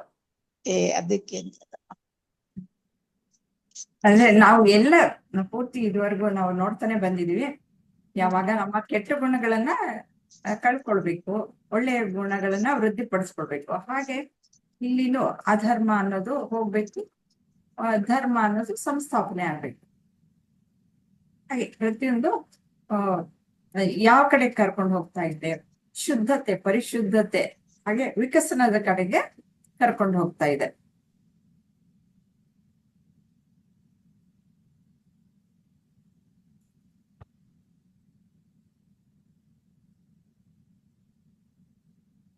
ಯಾವ ಕಾರಣಕ್ಕೋಸ್ಕರ ನಾನು ಹೀಗೆ ಹುಟ್ಟು ಬರ್ತೀನಿ ಅಂತ ಹೇಳಿದ್ದಾಯ್ತು, ಅವತಾರ ಮಾಡ್ತೀನಿ ಅಂತ.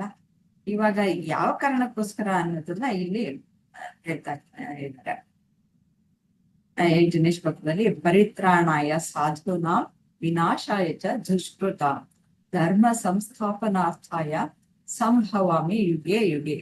ಸಾಧುಗಳ ರಕ್ಷಣೆಗಾಗಿಯೂ ದುಷ್ಟರ ವಿನಾಶಕ್ಕಾಗಿಯೂ ಮತ್ತು ಧರ್ಮದ ಸಂಸ್ಥಾಪನೆಗಾಗಿಯೂ ಪ್ರತಿ ಯುಗದಲ್ಲಿಯೂ ನಾನು ಅವತರಿಸುತ್ತೇನೆ ಅಂತ ಭಗವಂತ ಹೇಳ್ತಾ ಇದ್ದಾನೆ.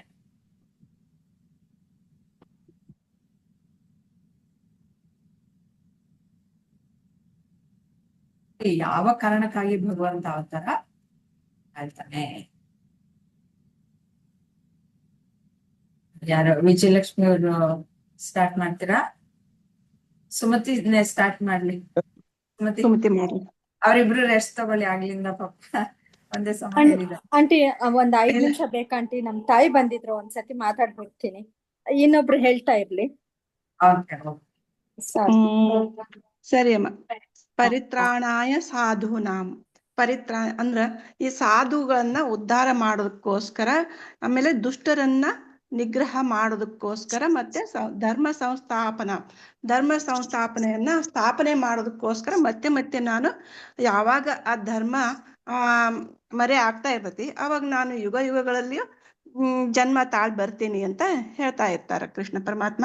ಅಂದ್ರೆ ಇದ್ರಲ್ಲಿ ಏನಂದ್ರಮ್ಮ, ಯಾರು ಇಲ್ಲಿ ಕೃಷ್ಣ ಪರಮಾತ್ಮನ ಒಂದು ಜ್ಞಾನವನ್ನ ಪಡೆದಾಗ ಅವರ ಹುಟ್ಟಿನ ಬಗ್ಗೆ ಒಂದು ದಿವ್ಯವಾದಂತ ಅವರ ಅವತಾರಗಳು ಮತ್ತೆ ಅವರ ಕರ್ಮಗಳು, ಈ ದಿವ್ಯವಾದಂತ ಸ್ವರೂಪವನ್ನ ಯಾರು ಅರ್ಥ ಮಾಡ್ಕೋತಾರ ಅವಾಗ್ಲೇ ಅವ್ರಿಗೆ ಈ ಪುನರ್ಜನ್ಮ ಇರೋದಿಲ್ಲ, ಮುಕ್ತಿಯನ್ನ ಪಡಿತಾರ ಅಂತ ಹೇಳ್ತಾರ.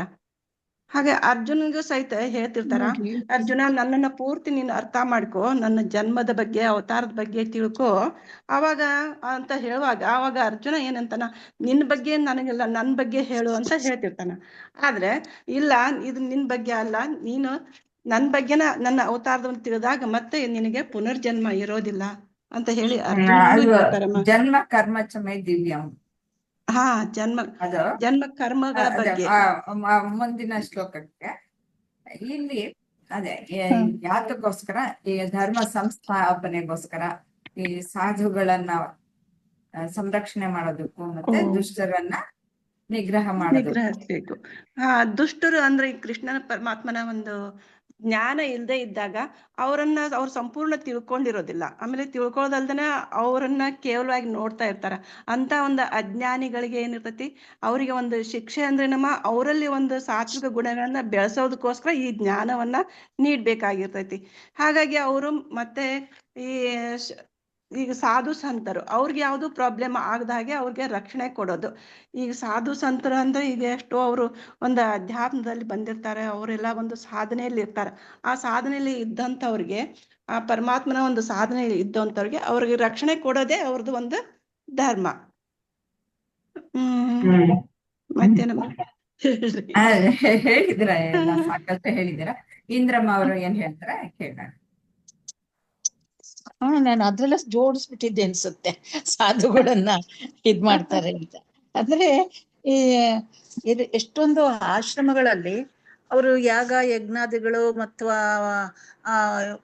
ಇದರಲ್ಲಿ ಅಧ್ಯಯನದಲ್ಲಿ ತೊಡಿದಾಗ ಅನೇಕ ರಾಕ್ಷಸರು ತೊಂದರೆ ಕೊಡ್ತಾ ಇರ್ತಾರೆ. ಅಂತ ಸಂದರ್ಭದಲ್ಲಿ ಅವ್ರಿಗೆ ರಕ್ಷಣೆ ಬೇಕಾಗಿರ್ತದೆ.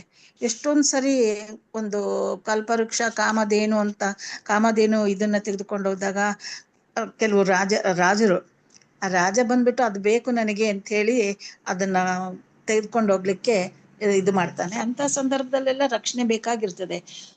ರಾಮಾವತಾರದಲ್ಲೂ ಕೂಡ ವಿಶ್ವಾಮಿತ್ರ ಅವ್ರನ್ನ ಕರ್ಕೊಂಡು ಹೋಗಿದ್ದೆ, ನಾನು ಇದು ಮಾಡ್ತೀನಿ, ನನ್ನ ಇದ್ರೊಳಗೆ ಆ ಯಜ್ಞ ಮಾಡ್ಬೇಕಾದ್ರೆ ಅನೇಕ ರಾಕ್ಷಸರು ತೊಂದರೆ ಕೊಡ್ತಾರೆ.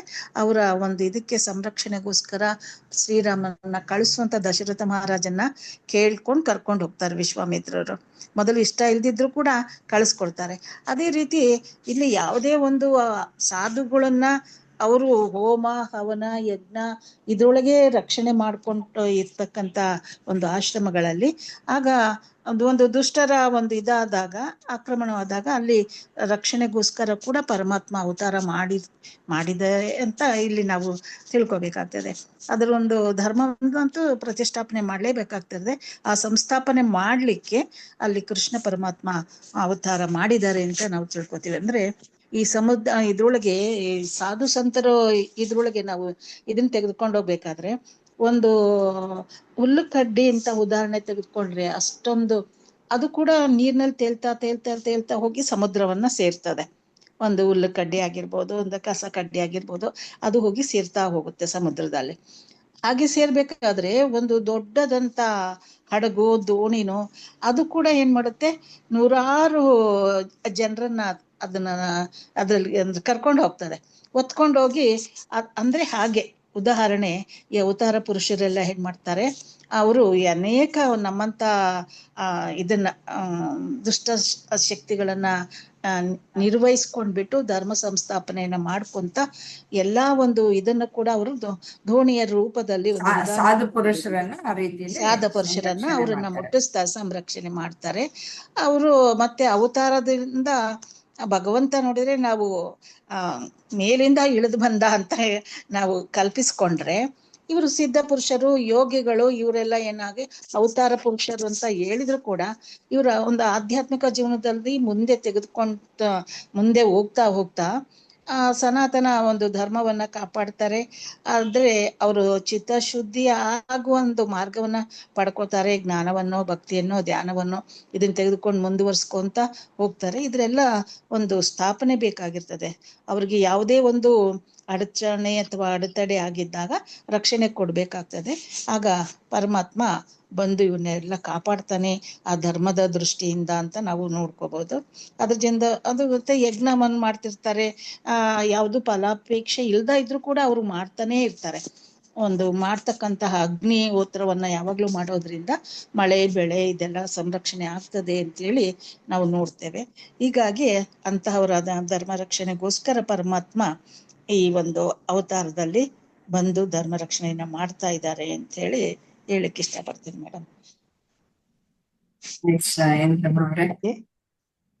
ಈ ಚಿತ್ರದಲ್ಲಿ ತೋರಿಸಿದ್ದಾರೆ. ಇಲ್ಲ ಹೇಳ್ರಿ. ಇಲ್ಲಿ ಕಂಸನ ಸಂಹಾರ ಮಾಡೋದ್ಕಿಂತ ಅವನ್ ತಾಯಿಯಾದ ದೇವಕಿಯನ್ನ ಅವನು ರಕ್ಷಣೆ ಕೊಡ್ಬೇಕಾಗಿರ್ತತಿ. ಅದಕ್ಕೋಸ್ಕರ ಅವನದೊಂದು ಅಲ್ಲಿ ಒಂದು ಅವತಾರ. ಕರೆಕ್ಟ್. ಅವನ ಸಂಹಾರ ಮಾಡೋದಕ್ಕೋಸ್ಕರ. ಆಮೇಲೆ ಇನ್ನೊಂದ್ ಏನಮ್ಮ ಅಂದ್ರೆ ಈಗ ಹಿರಣ್ಯಕಶಿಪು ಅಂದ್ರೆ ಅವನ್ ಭಕ್ತನಾದಂತ ಪ್ರಹ್ಲಾದನ ಅವನಿಗೆ ರಕ್ಷಣೆ ಕೊಡ್ಬೇಕಾಗಿರ್ತೈತಿ. ಅವನ್ ರಕ್ಷಣೆ ಕೊಡೋದಕ್ಕೋಸ್ಕರ ಇವನ್ ಹಿರಣ್ಯಕಶಿಪುನಲ್ಲೇ ಸಂಹಾರ ಮಾಡ್ಬೇಕಾಗ್ತೈತಿ. ಹೀಗೆ ಇಂತ ಅಜ್ಞಾನಿಗಳನ್ನ ಇಲ್ಲಿ ಸಂಹಾರ ಮಾಡೋದಕ್ಕೋಸ್ಕರ ಯುಗ ಯುಗದಲ್ಲಿ ನಾ ಜನಿಸ್ ಬರ್ತೀನಿ ಅಂತಾನು ಇದೊಂದು ಪಾಯಿಂಟ್ ಸೇರಿಸಬಹುದಮ್ಮ.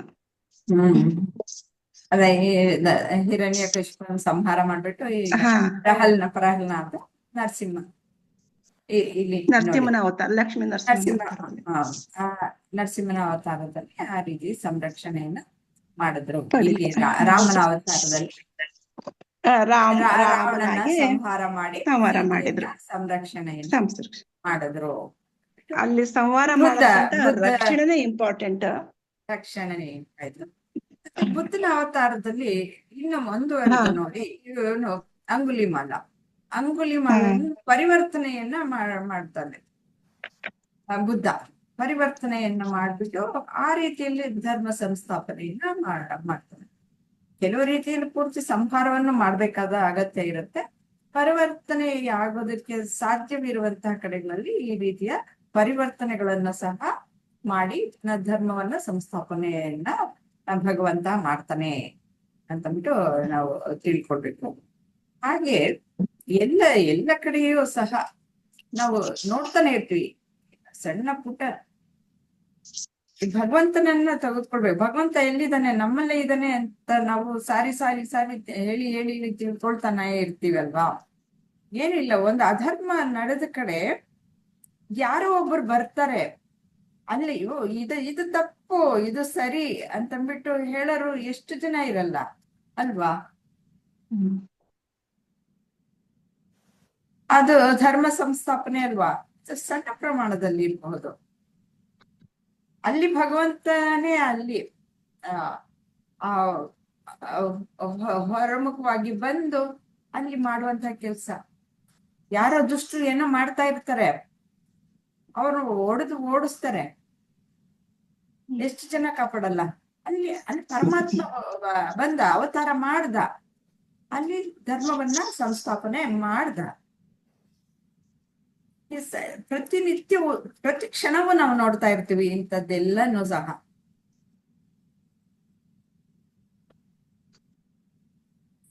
ಹೋಗೋಣವಾ?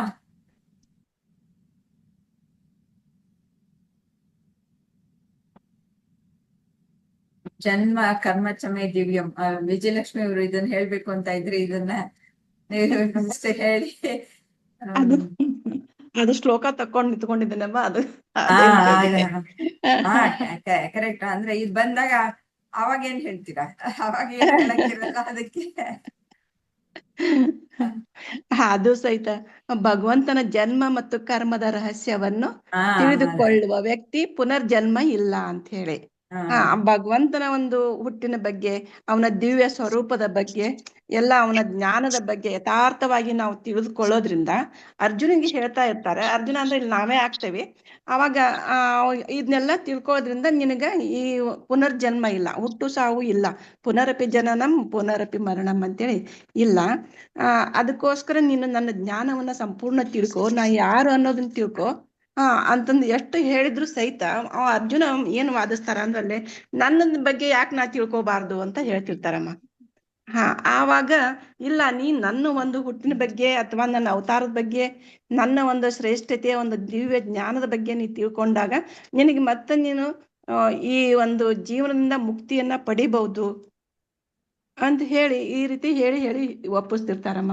ಅದೇ ರೀತಿ ಇಲ್ಲೇ ಇನ್ನೊಂದು, ಈಗ ನಾನು ಸಚ್ಚಿದಾನಂದ ರೂಪ, ಈಗ ನಾನು ಈ ದೇಹವಲ್ಲ ಬುದ್ಧಿ ಅಲ್ಲ ಅಂತ ಹೇಳಿದ್ನು ಒಂದು ಹೇಳ್ಬೋದಲ್ಲ ಮೇಲೆ. ಹೌದು. ನಾನಲ್ಲ, ಮನ ಬುದ್ಧಿ ನಾನಲ್ಲ, ಸಚ್ಚಿದಾನಂದ ಆತ್ಮ. ಖಂಡಿತ ಅದನ್ನ ತಿಳ್ಕೊಂಡ್ರೆ ಸಾಕು. ಶಿವ ನಾನು ನಾನೇ, ಶಿವೋಹಂ ಶಿವೋಹಂ ಶಿವೋಹಂ, ನಾನು ಶುದ್ಧ ಚೈತನ್ಯ ಸ್ವರೂಪಿ ಅಂತ ತಿಳಿದು ಮುಕ್ತನಾಗು. ಅದನ್ ಬಿಟ್ಟು ನಿನ್ನ ಜನ್ಮದ್ದು, ನಿನ್ನ ಹಿಂದಿನ ಜನ್ಮದ್ದು ನಿನಗ್ ಮೊದಲೇ ನೆನಪಿಲ್ಲ, ಈಗ ಮತ್ ಅದನ್ನ ನೀ ತಿಳ್ಕೊಂಡ್ ಏನ್ ಮಾಡ್ತೀಯ ಅಂತ ಹೇಳ್ತಿರ್ತಾರಮ್ಮ. ಹೀಗೆ ಒಂದು ಮನುಷ್ಯ ತನ್ನ ಒಂದು ಶ್ರದ್ಧೆ ಮತ್ತು ಜ್ಞಾನದಿಂದ ಶ್ರೀಕೃಷ್ಣ ಪರಮಾತ್ಮನ ತಿಳ್ಕೊಬೇಕು. ತಿಳ್ಕೊಂಡಾಗ ಅಲ್ಲಿ ನಮ್ಗೆ ಒಂದು ಮುಕ್ತಿ ಸಿಗ್ಬೋದು, ಪುನರಪಿ ಜನ ಮತ್ತೆ ಇರ್ಲಿಕ್ಕಿಲ್ಲ ಅಂತ ಹೇಳ್ತಾನೆ. ಇಲ್ಲಿ ಹೇಳ್ತಾ ಇರೋದು ಭಗವಂತನ ಒಂದು ಅವತಾರ ಮತ್ತೆ ಅವತಾರ. ಆತನ ಕರ್ಮಗಳನ್ನ ಸರಿಯಾಗಿ ಯಥಾರ್ಥವಾಗಿ ಹೇಗಿದೆಯೋ ಆ ರೀತಿಯಲ್ಲಿ ತಿಳಿದುಕೊಂಡ್ರೆ ಸಾಕು. ಹಾ ನಮಗೆ ಪುನರ್ಜನ್ಮ ಇಲ್ಲ ಅಂತ ಇಲ್ಲ. ಹೇಳ್ತಾರೆ. ಇದು ಪೂರ್ತಿ ಇದು ಮುಕ್ತಿಯನ್ನ ಹೇಳುವಂತಹದ್ದು. ಲಾಸ್ಟ್ಗೆ ಪೂರ್ತಿಯಾಗಿ ತತ್ವಮಸಿ. ನಮ್ಗೆ ನಮ್ಮ ನೀನೇ ಮತ್ತೆ ತತ್ವಮಸಿ ನನ್ನ ಆಗ್ತೀಯ. ದೇಹ ಈ ವೇದಾಂತದಲ್ಲಿ ಬರ್ತಕ್ಕಂತ ನಮ್ಮ ನಿಜ ತತ್ವ ಸ್ವರೂಪ ದರ್ಶನವನ್ನು ಮಾಡಿಸುವಂತಹ ಒಂದು ಶ್ಲೋಕ ಇದೆ. ಶ್ಲೋಕ. ಹೌದು. ಇಂದ್ರಮ್ಮ ಅವರು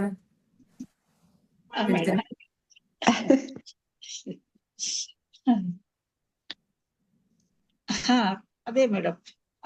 ಅರ್ಜುನ ಯಾರು ನನ್ನ ದಿವ್ಯ ಅವತಾರವನ್ನ ಮತ್ತು ನನ್ನ ಕರ್ಮವನ್ನ ಹೇಗಿದೆಯೋ ಯಥಾರ್ಥವಾಗಿ ತಿಳಿದುಕೊಳ್ತಾರೋ ಆ ದೇಹವನ್ನ ಅವರು ತ್ಯಾಗ ಮಾಡಿದ ನಂತರ ಖಂಡಿತವಾಗಿ ಅವ್ರಿಗೆ ಪುನರ್ಜನ್ಮ ಹೊಂದೋದಕ್ಕೆ ಬೇಡವಾಗ್ತದೆ. ನನ್ನನ್ನೇ ಅವರು ಹೊಂದುತ್ತಾರೆ ಅಂತೇಳಿ ಕೃಷ್ಣ ಹೇಳ್ತಾ ಇದ್ದಾರೆ ಇಲ್ಲಿ. ಅಂದ್ರೆ ಇಲ್ಲಿ ನಾವು ತಿಳಿಬೇಕಾದಂತ ಸಾರ ಈ ವೇದಾಂತದ ಮೂಲಕನೇ ಆಗ್ಲಿ, ಅವು ಪರಮಾತ್ಮಂದು ಒಂದು ಜನ್ಮ ಅಂದ್ರೆ ಅದು ದಿವ್ಯವಾದದ್ದು. ಅವ್ರ ಕರ್ಮ ಕೂಡ ದಿವ್ಯವಾದದ್ದು, ಪವಿತ್ರವಾದದ್ದು. ನಮ್ಮಂತ ಭಕ್ತರು ಏನು ಮಾಡ್ಬೇಕಾಗಿಲ್ಲ. ಆ ಅವತಾರವನ್ನ ಪಡೆದಂತಹ ವ್ಯಕ್ತಿಯನ್ನ ಆದರ್ಶವಾಗಿ ಇಟ್ಕೊಂಡು ಯಥಾರ್ಥವಾಗಿ ಅವ್ರನ್ನ ತಿಳ್ಕೊಂತ ಹೋದ್ರೆ ನಾವೇ ಮುಕ್ತರಾಗ್ಬಿಡ್ತೀವಿ ಅನ್ಸುತ್ತೆ ನನ್ಗೆ. ಆ ಜನ್ಮ ಪವಿತ್ರ ಆಗೋಗ್ತದೆ. ಅವ್ರು ಹೇಳೋದೆಲ್ಲ ಒಂದು ಜಗದ ಉದ್ಧಾರಕ್ಕಾಗಿರ್ಬಹುದು, ಅಥವಾ ಲೋಕ ಕಲ್ಯಾಣಕ್ಕಾಗಿರ್ಬಹುದು. ಆದ್ರೆ ಆ ಅನುಕಂಪ ಆಗಿರ್ಬೋದು, ಅವ್ರು ಹೇಳ್ತಕ್ಕಂತ ಇದನ್ನಾಗಿರ್ಬೋದು, ಅವರ ಒಂದು ಅದ್ರ ಮೂಲಕ ನಾವು ನಮ್ಮ ದೊಡ್ಡ ಸಾಧನೆಯನ್ನ ಮಾಡ್ಕೊಂತ ಕೃಷ್ಣ ಪರಮಾತ್ಮನ ಜೀವನದ ಒಂದು ಮಹತ್ವವನ್ನ, ಅವರ ಜೀವನದ ಬೋಧನೆಯನ್ನ ತಿಳ್ಕೊಂತ ಹೋಗ್ಬಿಟ್ರೆ ನಮ್ಗೆ ಇನ್ನೇನು ಬೇಕಾಗಲ್ಲ ಅನ್ಸುತ್ತೆ. ಅವರ ಅವತಾರ ವ್ಯಕ್ತಿಯನ್ನ ಚಿಂತಿಸಿದ್ರೆ ಸಾಕು. ಅವರ ಒಂದು ವ್ಯಕ್ತಿಯಲ್ಲಿರ್ತಕ್ಕಂಥ ಶಕ್ತಿ ಆಗಿರ್ಬೋದು, ಅವರು ಪೂರ್ಣವಾಗಿ ನಾವು ಸಂಪೂರ್ಣವಾಗಿ ಕೃಷ್ಣ ಪರಮಾತ್ಮನ್ಗೆ ಶರಣಾಗ್ಬಿಟ್ಟು ಅವ್ರದ್ದೆಲ್ಲ ಒಂದು ಇದನ್ನ ಉಪಾಸನೆ ಮಾಡ್ಕೊಂತ ಅವತಾರದಲ್ಲಿ ತೋರಿಸಿದಂತಹ ಎಲ್ಲಾ ಒಂದು ಅವರ ಒಂದು ಇದನ್ನ ನೀತಿನೂ ಅಲ್ಲ, ಆದರ್ಶವನ್ನ ನಾವು ನೋಡ್ಕೊಂತ ಹೋಗ್ಬಿಟ್ರೆ ನಾವು ಈ ಲೌಕಿಕ ಆಸೆಯನ್ನೆಲ್ಲ ಬಿಟ್ಟು ಈ ಜನ್ಮದಲ್ಲಿ ಅವ್ರಿಗೆ ಆಕರ್ಷಿರ ಒಳಗಾಗಿ ಭಗವಂತನೊಬ್ಬನನ್ನೇ ನಮ್ಮ ಹೃದಯದಲ್ಲಿ ಇಟ್ಕೊಂಡು ನಾವು ಮತ್ತೆ ಅಂದ್ರೆ ಮುಕ್ತಿ ಮಾರ್ಗವನ್ನ ಪಡಿಬಹುದು ಅನ್ಸುತ್ತೆ. ಅಂದ್ರೆ ನಾವೀಗ ಏನಾಗ್ತಿದೆ ಅಂತಂದ್ರೆ ಒಂದು ಗುರುತ್ವಾಕರ್ಷಣೆಗೆ ಒಳಗಾಗ್ಬಿಟ್ಟಿದೀವಿ. ಯಾವುದಕ್ಕೆ ಎಲ್ಲಾ ಮೋಹಗಳಿಗೆ ಬಂದರಾಗಿ ಲೌಕಿಕ ಜೀವನಕ್ಕೆ ನಮ್ಮಲ್ಲಿ ನಾವು ಅದಕ್ಕೆ ಆಕರ್ಷಣೆ ಆಗ್ಬಿಟ್ಟು ಅದಕ್ಕೆ ಒಳಗಾಗ್ಬಿಟ್ಟಿದ್ದೇವೆ. ಅಂದ್ರೆ ಭೂಮಿಯಿಂದ ಒಂದು ಕಲ್ಲನ್ನು ಎಸೆದ್ರೆ ಅದು ಗುರುತ್ವಾಕರ್ಷಣೆಯಿಂದ ಕೆಳಗಡೆನೆ ಬೀಳ್ತದೆ. ಈ ತತ್ವ ನಮ್ಗೆಲ್ಲರಿಗೂ ಗೊತ್ತಿದೆ. ಆದ್ರೂ ನಮಗೆಲ್ಲ ಗೊತ್ತಿದೆ ಈ ಮೋಹಕ್ಕೆ ಒಳಗಾಗ್ತೀವಿ ನಾವು. ಎಲ್ಲ ಈ ಪಂಚೇಂದ್ರಿಯ ವ್ಯಾಮೋಹಕ್ಕೆ ಒಳಗಾಗ್ತೀವಿ. ಇದೆಲ್ಲ ತಪ್ಪು ಅನ್ನೋದು ಗೊತ್ತಿದೆ. ಆದ್ರೂ ಕೂಡ ನಾವು ಆ ಒಂದು ಆಕರ್ಷಣೆಗೆ ಒಳಗಾಗಿ ಮತ್ತೆ ವ್ಯಾಮೋಹಕ್ಕೆ ಸಿಲ್ಕೊಂಡು ಸಂಸಾರದ ಒಂದು ಇದ್ರೊಳಗೆ ಸಿಕ್ಕಾಕೋತೀವಿ. ಆದ್ರೆ ಈಗ ಇನ್ನೊಂದು ಉದಾಹರಣೆ ತೆಗೆದುಕೊಂಡ್ರೆ, ನಾವು ಒಂದು ಕ್ಷಿಪಣಿ ಅಂತ ತೆಗೆದುಕೊಂಡ್ರೆ ಅದನ್ನ ಒಂದೇ ಸರಿ ಇದನ್ನ ಮಾಡ್ಕೊಂಡು ಅದೆಷ್ಟೋ ಮೈಲಿ ಅಥವಾ 1000 ಮೈಲಿ ವೇಗದಲ್ಲಿ ಅದು ಕ್ಷಿಪಣಿ ಹೋಗುತ್ತೆ ಅಂತ ನಮ್ಗೆಲ್ಲ ಗೊತ್ತಿದೆ. ಸುಮಾರು 18,000 ಅನ್ಸುತ್ತೆ ನನಗೆ. 18,000 ಮೈಲಿ ವೇಗದಲ್ಲಂತ ಹೋಗಂತಹ ಕ್ಷಿಪಣಿಯನ್ನ ಮೇಲೆ ಬಿಟ್ರೆ, ಅಥವಾ ಧರೆ ಅಂದ್ರೆ ಭೂಮಿಯಿಂದ ಬಿಟ್ರೆ ಅದು ಹಿಂತಿರುಗಿ ಬರೋದಿಲ್ಲ, ಆಕರ್ಷಣೆಗೆ ಒಳಗಾಗೋದು ಇಲ್ಲ. ಅದೆಲ್ಲ ಇದನ್ನ ಕಿತ್ಕೊಂಡು ಹೋಗ್ಬಿಡ್ತಾರೆ. ಅದರಂತೆ ನಾವು ಕೂಡ ಮುಕ್ತ ಆತ್ಮರಾಗ್ಬೇಕು. ಪರಮಾತ್ಮನಲ್ಲಿ ಅವನಲ್ಲೇ ಒಂದಾಗ್ಬಿಡ್ಬೇಕು. ಒಂದಾಗಿ ಭಗವಂತನನ್ನೇ ಕೂಡ ನಾವು ಹೊಂದಬಹುದು. ಪುನರ್ಜನ್ಮ ನಮ್ಗಿಲ್ಲ ಅಂತ ಪರಮಾತ್ಮನನ್ನ ನಾವು ಹೊಂದ್ಲಿಕ್ಕೆ ಸಾಧ್ಯ ಅಂತ ಅನ್ಸುತ್ತೆ ಮೇಡಮ್. ಜೀವಾತ್ಮ ಪರಮಾತ್ಮ ಒಂದು ಅಂತ, ಜೀವಾತ್ಮ ಪರಮಾತ್ಮ ಒಂದು ಅನ್ನೋದನ್ನ ಇಲ್ಲಿ ಹೇಳ್ತಾ ಇದ್ದೀವಿ. ಅದಕ್ಕೆ ಕರೆಕ್ಟ್ ವಿಜಯಲಕ್ಷ್ಮಿ ಅವರೇ ಹೇಳಿದ್ದು. ಪರಮಾತ್ಮನನ್ನ ಯಥಾರ್ಥವಾಗಿ ತಿಳ್ಕೊಳ್ಬೇಕು. ಇವ್ರು ಹೇಳ್ತಾ ನಾನೆಂಬುದು ನಾನಲ್ಲ, ಈ ದೇಹ ಮನ ಬುದ್ಧಿ ನಾನಲ್ಲ, ಸಚ್ಚಿದಾನಂದಾತ್ಮ ಸಚ್ಚಿದಾನಂದ ನಾನು ನಾನೇ. ಶಿವೋಹಂ ಶಿವೋಹಂ ಶಿವೋಹಂ ಶಿವ ಪೂರ್ತಿಯಾಗಿ ಅದನ್ನ ಆ ವಾಕ್ಯವನ್ನ ತೆಗೆದುಕೊಂಡು ಬರ್ಬೋದು. ಅಂದ್ರೆ ಕೃಷ್ಣನ ಪರಮಾತ್ಮ ಅಂದ್ರೆ ಜೀವನ ಪೂರ್ತಿಯಾಗಿ ಸಚ್ಚಿದಾನಂದ ಪರಮಾತ್ಮ ಅಂತ. ಸಚ್ಚಿದಾನಂದ ಸ್ವರೂಪ ಅಂದ್ರೆ ಶುದ್ಧ ಆತ್ಮ ಅಂದ್ರೆ ಪರಮಾತ್ಮ. ಅಲ್ಲ ಮೇಡಮ್, ಆ ಶ್ರೀಕೃಷ್ಣನ ಪರಮಾತ್ಮಂದು ಜೀವನದ ಒಂದು ಅದ್ಭುತ ಪರಿಣಾಮ ನಮ್ಮ ಮೇಲೆ ಆಗ್ತದೆ. ಅಂದ್ರೆ ಅವ್ರ ಮಹತ್ವವನ್ನ, ಅವ್ರ ಬೋಧನೆ ಒಂದು ತತ್ವವನ್ನ ನಾವು ತಿಳ್ಕೊಂಡ್ಬಿಟ್ರೆ ನಾವು ಪರಮಾತ್ಮರಲ್ಲಿ ಲೀನ ಆಗ್ಬೋದು. ಶ್ರೀಕೃಷ್ಣ ಯಾರು ಅನ್ನೋದನ್ನ ನಾವು ತಿಳ್ಕೊಳ್ಬೇಕಾಗಿರೋದು. ಶ್ರೀಕೃಷ್ಣ ಅಲ್ಲಿ ಎಲ್ಲೋ ದ್ವಾಪರ ಯುಗದಲ್ಲಿ ಹುಟ್ಟಿದಂತಹ ಶ್ರೀಕೃಷ್ಣ ಅಲ್ಲ, ನಮ್ಮಲ್ಲೇ ಇದ್ದಾನೆ ಶ್ರೀಕೃಷ್ಣ. ನಮ್ಮ ಆತ್ಮವೇ ಶ್ರೀಕೃಷ್ಣ. ಆ ದ್ವಾಪರ ಯುಗದಲ್ಲಿ ಹುಟ್ಟಿದಂತ ಶ್ರೀಕೃಷ್ಣ ಮಾತ್ರ ಶ್ರೀಕೃಷ್ಣ ಅಲ್ಲ, ಅದು ದೇಹಧಾರಿಯಾಗಿ ಅದು ಹುಟ್ಟಿ ಆ ಒಂದು ಲೀಲೆಗಳನ್ನ ತೋರಿಸಿ ಹೋಗಿದ್ದು ಅಂತ ನಾವು ತೆಗೆದುಕೊಳ್ತೀವಿ. ಆದ್ರೆ ಸದಾ ಕಾಲವು ನಮ್ಮಲ್ಲಿ ಇರುವಂತಹ ಶ್ರೀಕೃಷ್ಣನನ್ನ ನಾವು ಗುರುತಿಸ್ಕೊಳ್ಬೇಕು.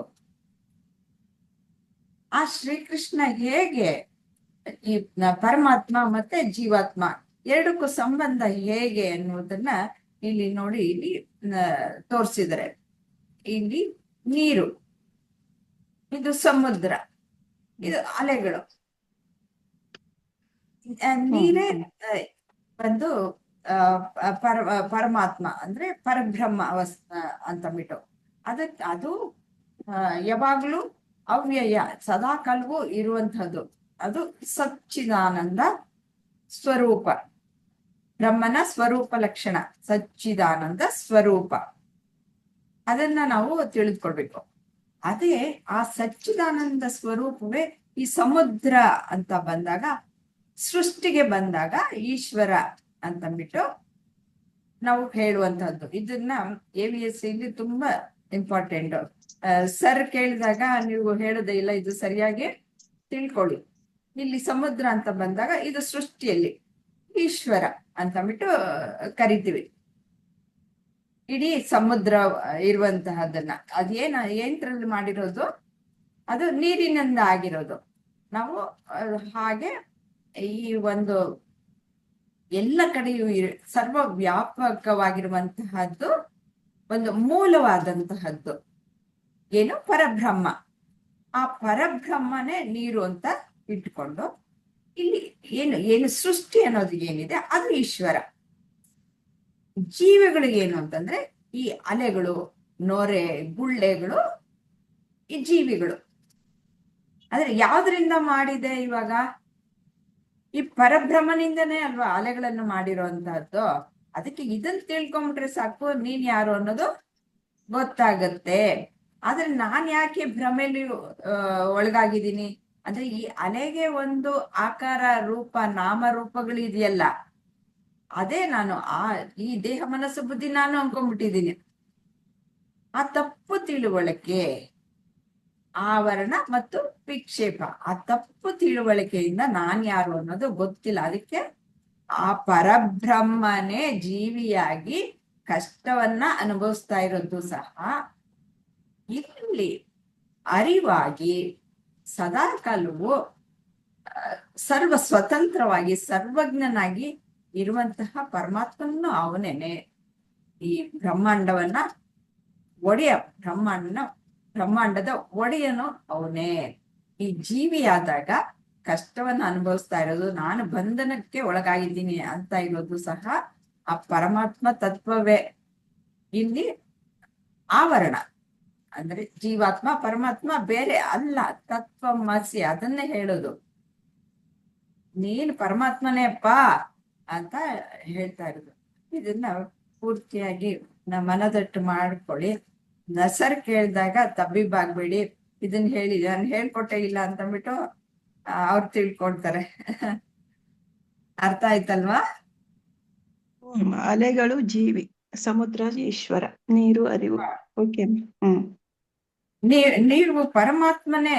ಆದ್ರೆ ಏನೋ ನಿಮ್ಗೆ ಈ ಆವರಣ ಜೀವಿಗೆ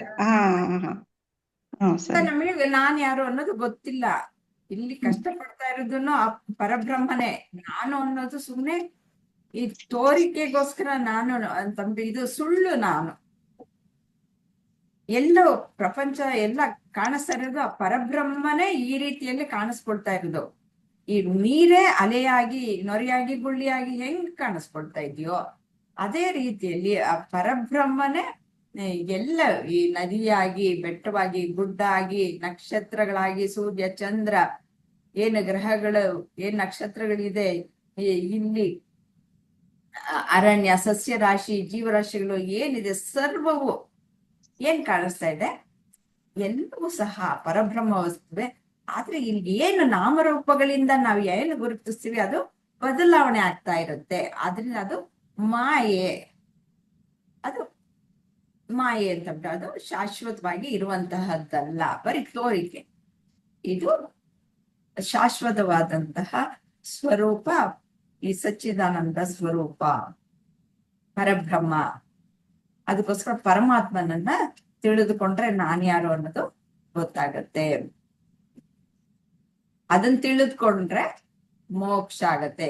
ಯಾಕೆ ನಾನು ಈ ದೇಹ ಮನಸ್ಸು ಬುದ್ಧಿ ಅಲ್ಲ ಅನ್ನೋದು ಸ್ಪಷ್ಟತೆ ಗೊತ್ತಾಗತ್ತೆ. ಈ ನೀರು ಇಲ್ಲಿದೆ, ಈ ಅಲೆ, ನೊರೆ, ಗುಳ್ಳೆ ಇವೆಲ್ಲವೂ ನೀರೇನೆ. ಆದ್ರೆ ಈ ನೀರು ಅಲೆ, ನೊರೆ, ಗುಳ್ಳೆ ಅಲ್ಲ. ನೀರು ಅಲೆ, ನೊರೆ, ಗುಳ್ಳೆನ ಅಲ್ಲ. ಅಲೆ, ನೊರೆ, ಗುಳ್ಳೆ ಆದಾಗ ಅದಕ್ಕೆ ಬೇಕಾದ ಹಾಗೆ ಗುಣಗಳು ಬರುತ್ತೆ. ಅದಕ್ಕೆ ತಾನ್ ಯಾರು ಅನ್ನೋದು ಮರ್ತು ಹೋಗ್ಬಿಡುತ್ತೆ, ಕಷ್ಟವನ್ನ ಅನುಭವಿಸುತ್ತೆ. ಆಯ್ತಾ? ನೀವ್ ಯಾರು ಅನ್ನೋದನ್ನ ಮನದಟ್ಟು ಮಾಡ್ಕೊಳ್ತಾ ಇದ್ದೀರಾ?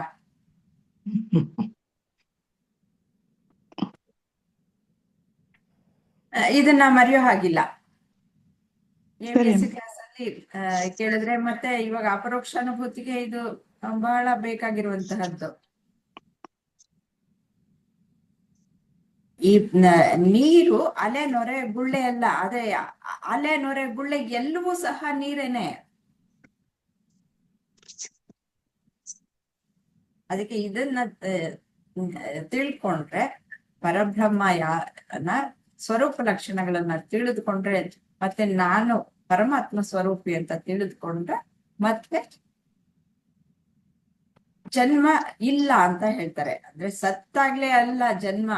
ನಾವ್ ದಿನ ಸಾಯ್ತಾ ಇರ್ತೀವಿ, ಹುಡ್ತಾ ಇರ್ತೀವಿ. ಎಷ್ಟು ಸರ್ತಿ ಸಾಯ್ತೀವಿ, ಎಷ್ಟು ಸರ್ತಿ ಹುಡ್ತೀವಿ. ನಮ್ಮ ಜೀವಕೋಶಗಳು ಸಾಯ್ತಾ ಇರುತ್ತೆ, ಹುಟ್ಟುತ್ತಾ ಇರುತ್ತವೆ. ನಾವು ಮಾನಸಿಕವಾಗಿ ಸಾಯ್ತಾ ಇರ್ತೀವಿ, ಹುಟ್ಟುತ್ತಾ ಇರ್ತೀವಿ. ಗೊತ್ತಾಯ್ತಾ? ಇದನ್ನ ನಮ್ಮ ಸ್ವರೂಪ ಲಕ್ಷಣವನ್ನ ತಿಳಿದುಕೊಂಡ್ವಿ ಅಂತಂದ್ರೆ ಅಲ್ಲಿ ನಮ್ಮಲ್ಲಿ ಮನಸ್ಸಿನಲ್ಲೂ ಅಲ್ಲೋಲ ಇಲ್ಲ. ಮತ್ತೆ ನಾನು ಯಾರು ಅನ್ನೋದು ಸರಿಯಾಗಿ ತಿಳುವಳಿಕೆ ಇರುತ್ತೆ. ಈ ದೇಹ ಅನ್ನೋದು ಇದೆ, ಇದು ಏನಿದ್ರು ಒಂದಿನ ಹೋಗುವಂತದ್ದೇ. ಹಾಗಾಗಿ ಅದ್ರ ಮೇಲೂ ಸಹ ವ್ಯಾಮೋಹ ಇರಲ್ಲ. ನಾನು ಶಾಶ್ವತವಾಗಿ ಇರುವಂತಹವನು ಅನ್ನೋದು ಸಹ ತಿಳಿಯುತ್ತೆ.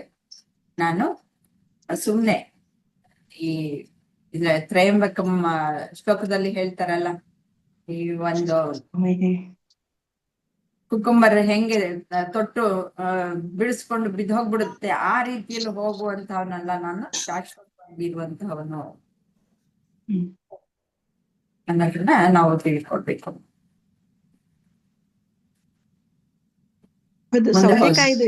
ಸೌತೆಕಾಯಿದು ತುಂಬು ಹಿಂಗದು ಕಳಚ್ಕೊಂಡು ಬೀಳೋ ಇದಕ್ಕೆ ಹೋಲಿಸಿದಾರಲ್ಲ ಅದನ್ನ.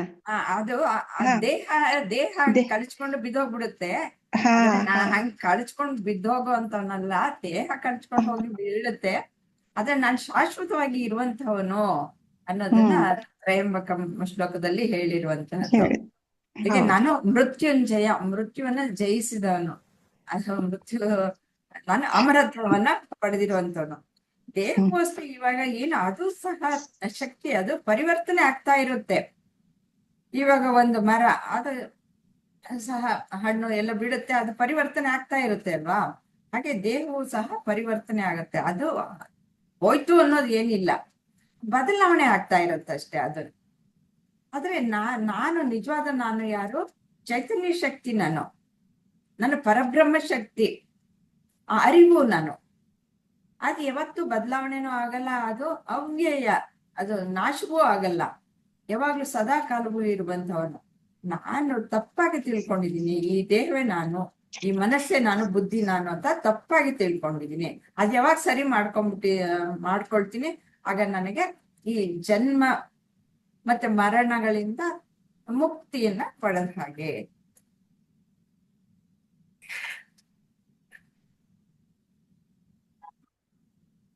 ಆಯ್ತಾ? ಸರಿ. ಇದನ್ನ ಚೆನ್ನಾಗಿ ಮನದಟ್ಟು ಮಾಡ್ಕೊಳ್ಳಿ. AVS ಗೆ ಬಹಳ ಬಹಳ ಉಪಯೋಗವಾಗುವಂತಹದ್ದು. ಇದು ನಿಕ್ಷೇಪದ ಆವರಣ ಎರಡು ಇದು ಬರುತ್ತೆ. ಆವರಣ ವಿಕ್ಷೇಪ, ಅದನ್ನ ನೀವು ಬರ್ದಿಟ್ಕೊಳ್ಳಿ. ಬರ್ಕೋತಾ ಬೇಕಾದಷ್ಟು ಸತಿ ಬಂದಿದೆ. ಹೌದೌದು. ತತ್ವಬೋಧದಲ್ಲಿ ತುಂಬಾ ಬಂದಿದೆ, ತುಂಬಾ ಸರ್ತಿ ಬಂದಿದೆ. ಇದರಲ್ಲೂ ಬರುತ್ತೆ ಅನ್ಕೊಳ್ತೀನಿ. ಅಪರೋಕ್ಷಾನುಭೂತಿಲೂ ಬರುತ್ತೆ.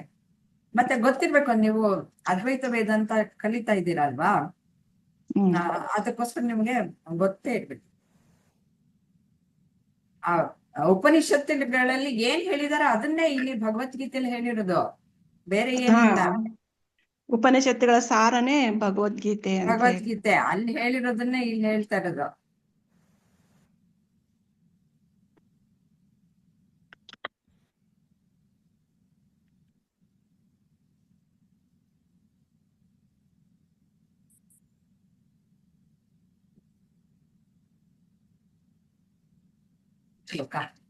वीतराग भय क्रोध मन्मया मामुपाश्रिताः बहवो ज्ञान तपसा भूता मद्भावमागताः. ಆಸಕ್ತಿ ಭಯ ಕ್ರೋಧಗಳಿಲ್ಲದವರಾಗಿ, ನನ್ನಲ್ಲಿಯೇ ಮನಸ್ಸುಳ್ಳವರಾಗಿ, ನನ್ನನ್ನೇ ಆಶ್ರಯಿಸಿದವರಾಗಿ, ಅನೇಕರು ಜ್ಞಾನ ತಪಸ್ಸಿನಿಂದ ಪವಿತ್ರರಾಗಿ ನನ್ನ ಭಾವವನ್ನು ಹೊಂದಿರುತ್ತಾರೆ. ಇಂದ್ರಮ್ಮ ಅವರು ಫಸ್ಟ್ ಹೇಳಿ. ಮೇಡಮ್, ಈ ಆಸಕ್ತಿ ಭಯ ಕ್ರೋಧ ಇವುಗಳನ್ನೆಲ್ಲ ನಾವು ಸಾಮಾನ್ಯ ಮನುಷ್ಯ ಭಗವಂತನ ಸ್ವರೂಪವನ್ನು ಹೇಗ್ ಪಡೆದುಕೊಳ್ಳೋದು ಅಂತ ಈಗಾಗ್ಲೇ ಒಂದಷ್ಟು ಚರ್ಚೆ ಮಾಡ್ಬಿಟ್ಟಿದೀವಿ. ನಾವ್ ಹೇಗೆ ಭಗವಂತನನ್ನ ತಿಳಿದುಕೊಂಡ್ರೆ ಸಾಕು, ಭಗವಂತನ ಸ್ವರೂಪವನ್ನ ಪಡೆದುಕೊಳ್ತೀವಿ. ಸ್ವಲ್ಪ ವಿಸ್ತಾರವಾಗಿ ಯಾವ ಮುಖಾಂತರವಾಗಿ ನಾವು ಪಡೆದುಕೊಳ್ಬಹುದು, ಹೇಗೆ ಅನ್ನೋದನ್ನ ಇಲ್ಲಿ ತಿಳ್ಕೊಳ್ತೀವಿ. ಕೃಷ್ಣನ ಭಕ್ತಳು ಮೀರಾಬಾಯಿ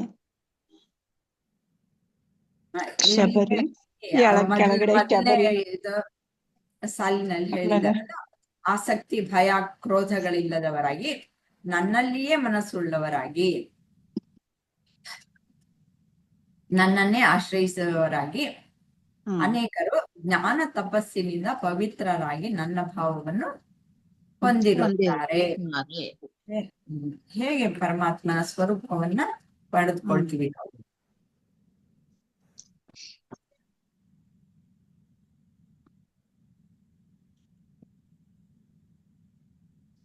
ಈ ಮೂರು ರೀತಿ ಹೇಳಿದ್ದಾರೆ. ಇದು ಆಸಕ್ತಿ ಆಗಿರ್ಬೋದು, ಭಯ ಆಗಿರ್ಬೋದು, ಕ್ರೋಧ ಆಗಿರ್ಬೋದು. ಕರ್ಮಯೋಗದಲ್ಲಿ ನಾವು ನೋಡಿದೀವಿ ಅಲ್ವಾ, ಅವುಗಳಿಂದ ಹೊರತಾಗ್ಬೇಕು ನಾವು, ಅವುಗಳನ್ನೆಲ್ಲ ಕಳೆದುಕೊಳ್ಬೇಕು. ಅದಕ್ಕೋಸ್ಕರ ಕರ್ಮಯೋಗವನ್ನ ಮಾಡ್ತೀವಿ.